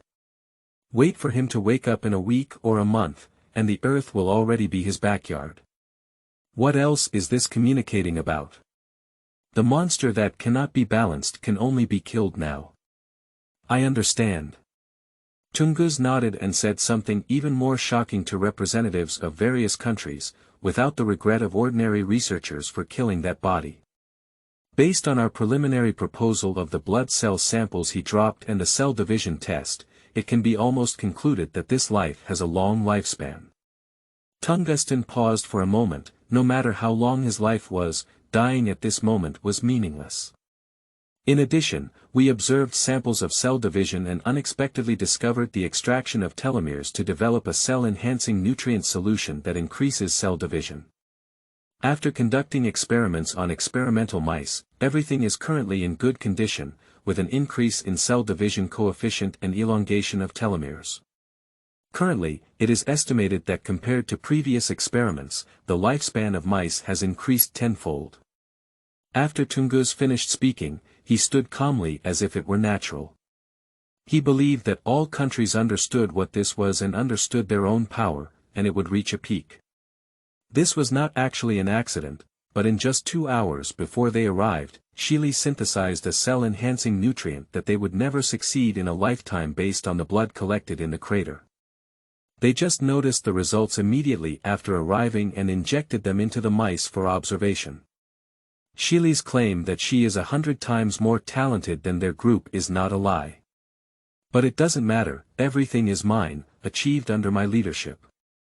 As expected, upon hearing what Tungus said, some representatives of various countries on the screen began to replace themselves with the most powerful figures in the country. However, at the same time, these people became even older. There is no one under the age of 45 who can reach the pinnacle of power in a country, even those around the age of 50 are rare. The greedy face that human emperors crave the most will instantly appear in front of 21 screens. Dean Tungus, do you mean?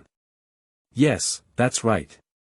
According to calculations, an average of 50 grams of blood cells can extract 1 gram of cell-boosting solution, while we haven't tested other cells yet, but we know that they will only extract more than blood cells.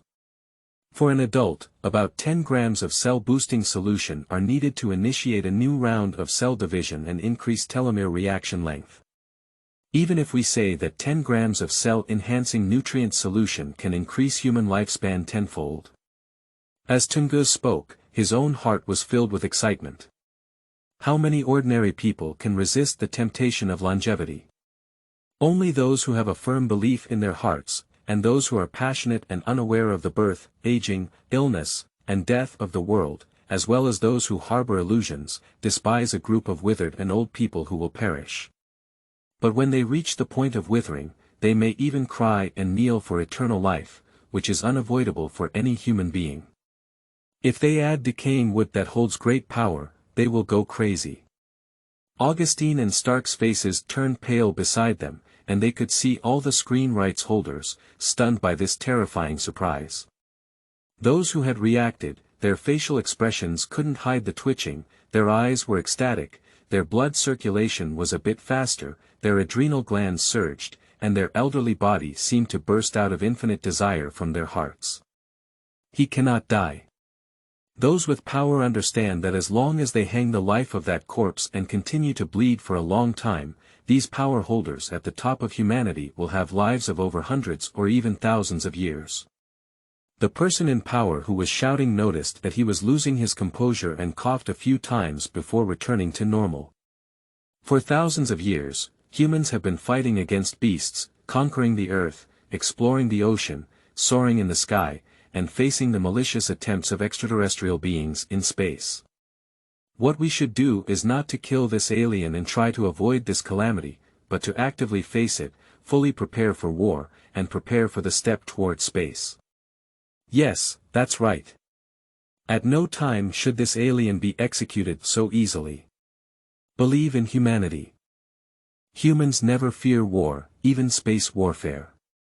Cancel the execution of aliens and leave it for observation. Agree. Everyone, we are facing aliens, please be cautious.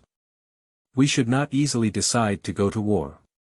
The aliens have arrived, it's not up to us to decide. Agree. Imprison him first, then make plans. In that case, an overly powerful force must limit his actions. Our country will provide an underground nuclear weapons base in Nevada with a depth of 700 meters, equipped with a comprehensive protective barrier mechanism, capable of controlling aliens, and allowing countries to jointly dispatch responsible personnel to monitor. All countries remember that we are one. No objections. Agree. As for the cell-enhancing nutrient solution, let's discuss it later. Sure. The spirits of the people on the screen were very uplifting, and they decided to keep the aliens and actively face the invasion from them. They believe that even if aliens invade, many of their soldiers and people will do their utmost to fight and protect the Earth in order to protect their homeland. They will have hundreds or even thousands of years of life, and will fight against aliens depending on the situation. Stark felt flustered. At the last moment, he was still discussing the decision to deal with aliens for the sake of Earth. He had to come up with a solution to deal with aliens. The next moment, he knew that extraterrestrial cells could extract cells that could prolong their lifespan to enhance their nourishment. He then declared war on aliens with enthusiasm, prepared to actively prepare for war, and persevered to fight. It's not everyone who dares to go to the battlefield. And it is you who use cell-enhancing nutrient solution. Everyone, are you serious? So grandiose about putting Earth in the eyes of aliens. Stark's heart was filled with anger flowing throughout his body with blood. Previously, communication and execution could be considered as decisions made by countries for the sake of the Earth and numerous people in the face of aliens. No matter right or wrong, Stark is willing to bear it and take a share, because that may be the best way. But at this moment, only aliens are left behind, wanting to be imprisoned in a nuclear base 700 meters underground, just to extract blood to make cells and enhance nourishment. The expression of power in various countries exposes their ugly and grandiose faces, willing to express their support for war and imprisoning aliens. Is this serious? Don't greedy faces think about the consequences? The fact is that the true totalitarians are already 70 or 80 years old, many of whom are big family capitalists who cannot withstand extraterrestrial invasion and have no future. Strike's anger and blame slightly lowered the excited faces of everyone on the screen. Strike, a comprehensive discussion of various countries' meetings. General Augustine, Strike cannot calm his mind and is not suitable for this meeting. Let him rest first. Someone on the screen is unhappy and gives an order. General Augustine's face remained expressionless, and with just a gesture, he ordered the soldiers to leave with a panicked and angry look on their faces. Dean Tungus, you did a great job. You are responsible for this matter, and we will not forget your credit. The totalitarian on the screen was very satisfied. Tungus was even more satisfied, almost with a smile on his face, and with great etiquette, he leaned his right hand close to his abdomen and bowed slightly. He doesn't seem like a biomedical researcher at all. The audience on the screen nodded, also satisfied that he was not a pure biomedical worker. Everyone, there's something even more surprising for everyone. At this moment, Tungus, like a magician, moved everyone's thoughts in front of the screen. Dean Tungus, please perform your performance. It's rare that one screen made a joke with a smile, while everyone on the other screens couldn't help but wrinkle their faces with a knowing smile. Their mood is really joyful. With a weight of 1,700 kilograms, aliens can only extract more and more cell-enhancing nutrients without tearing their skin and competing like savages. Therefore, their demeanor is very good. Tungus smiled and reached out to command his assistant to play the footage of the experimental record. An experimental mouse vomited frozen breath during surveillance and froze itself into ice. The staff then unsealed it and found that it was still alive, bouncing around and healthy.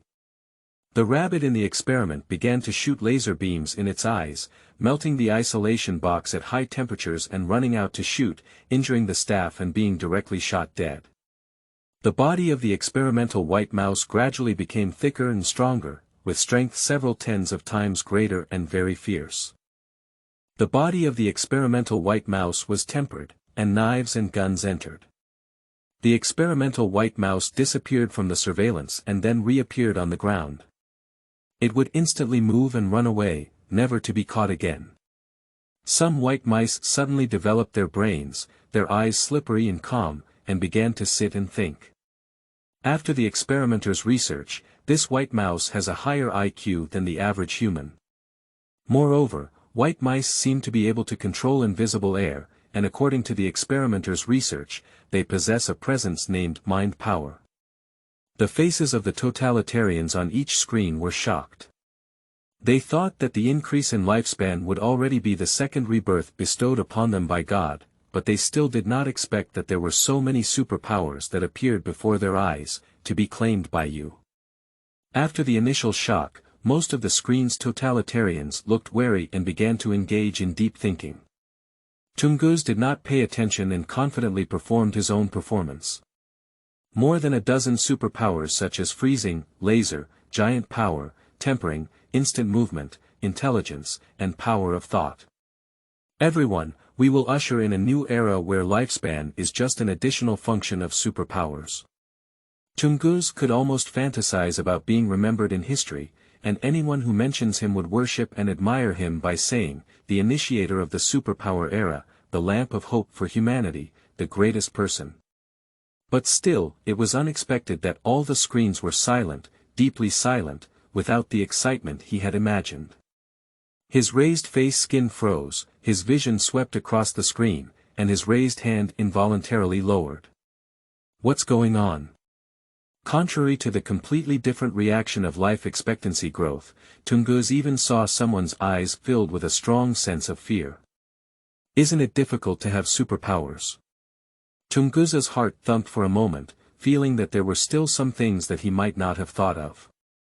The atmosphere seems to be stuck in a quagmire. For a long time, representatives from the Russian side slowly initiated the proposal. The nuclear well base in Siberia is 900 meters deep, enough to imprison any alien. Nevada still has a depth of 1,000 underground, please rest assured for a certain country. No, no. We offer a depth of 1,300 meters. Listen, our country will never allow aliens to be placed in Nevada. Mao Xiongzi, this is a decision discussed by various countries here. How can you refuse? I think which country dares to decide to place it in Nevada? It's not appropriate to leave it in Nevada, we still need to think and discuss it deeply. Discussing, then discussing again. In fact, being in our country is the safest. Our country can also do it. My suggestion is for our country. The credibility of a certain country is not worth believing. Nevada cannot be placed, it is recommended to place our country's underwater concealed base. Release your country, what do you want to do? I didn't want to do anything, safety. No place is safer than your leaky country. What are you saying? There's a way to say it again. What's the fuss about? Everyone knows what's going on. Just dismember the aliens and get an average score. Bring one copy back to your home country and study it yourself. Agree. As long as Nevada cannot be released, agree. Divided, approved. Agree. Shouldn't we be considering the threat of aliens? Arguing over such things. Since you are so noble, you have the kind to not want alien corpses. This is the decision. The majority will decide to execute the limbs, with the minority obeying the majority. The United States protest is invalid. Dean Tungus is requested to immediately come up with a plan to dismember the aliens, which must be completed within 3 hours. How dare you? I dare. 3 hours later, before the direct dismemberment begins, the Sarmat intercontinental missile SS.X.30 Satan II will fire directly and destroy Maclek without discussion. Agree, our country's goal is to begin deploying nuclear weapons. Agree. Supplementary proposal. Please comply with the resolutions of the Pacific Rim United Nations. Now, from this moment on, every surveillance must be transparent in the eyes of all around the Pacific Rim. In an instant, the screen was like a vegetable market, fiercely vying for aliens and unwilling to leave them in Nevada. If we were to extend our lifespan normally, everyone here would be delighted to cooperate, but now that unimaginable superpowers have emerged, they cannot be placed in Nevada. If we only extend our lifespan, the countries can still accept it peacefully, but this superpower only takes a dozen hours and can easily appear. It is unimaginable how simple it will be to form a heart-piercing army in a month. The most important thing is that everyone is worried that in Nevada, after all, it is not a place for oneself and others. On the US side, just a slight move will dissipate all plans of other countries. For example, impersonating terrorists and saying that aliens have taken away and disappeared in front of them for a day or two, what can other countries do? Strongly condemn it. What's the use of it? I dare not launch a nuclear bomb first, as long as it is bombed, then the United States has reason to destroy you. Even if we start World War III, we cannot retrieve the alien corpse. Instead of bombing, as the United States waits for a long time to build a superpower force, or a superpower that surpasses nuclear bombs and renders them ineffective, the United States will directly launch a push. The United States is currently the strongest country, and many countries, especially those who have fought the Cold War with the United States, cannot tolerate the United States producing invincible superpowers. There are too many variables like this. Before, everyone had nuclear weapons, everyone was ordinary people, and it was too easy to die. That was very peaceful. But now as long as you first become superpowered, I don't know if nuclear weapons are useful, but if you become superpowered first, it makes people very scared. Moreover, even if the aliens are dismembered and the cells obtained are enough for the highest rights holders in 21 countries to use, research shows that with a weight of 1,700 kilograms and 21 portions, there are at least 80.95 kilograms. As for how to use them, it is their country's responsibility. At that time, it was fair to assess the biomedical standards of various countries. One is to have aliens in Nevada and let the United States eat the soup first.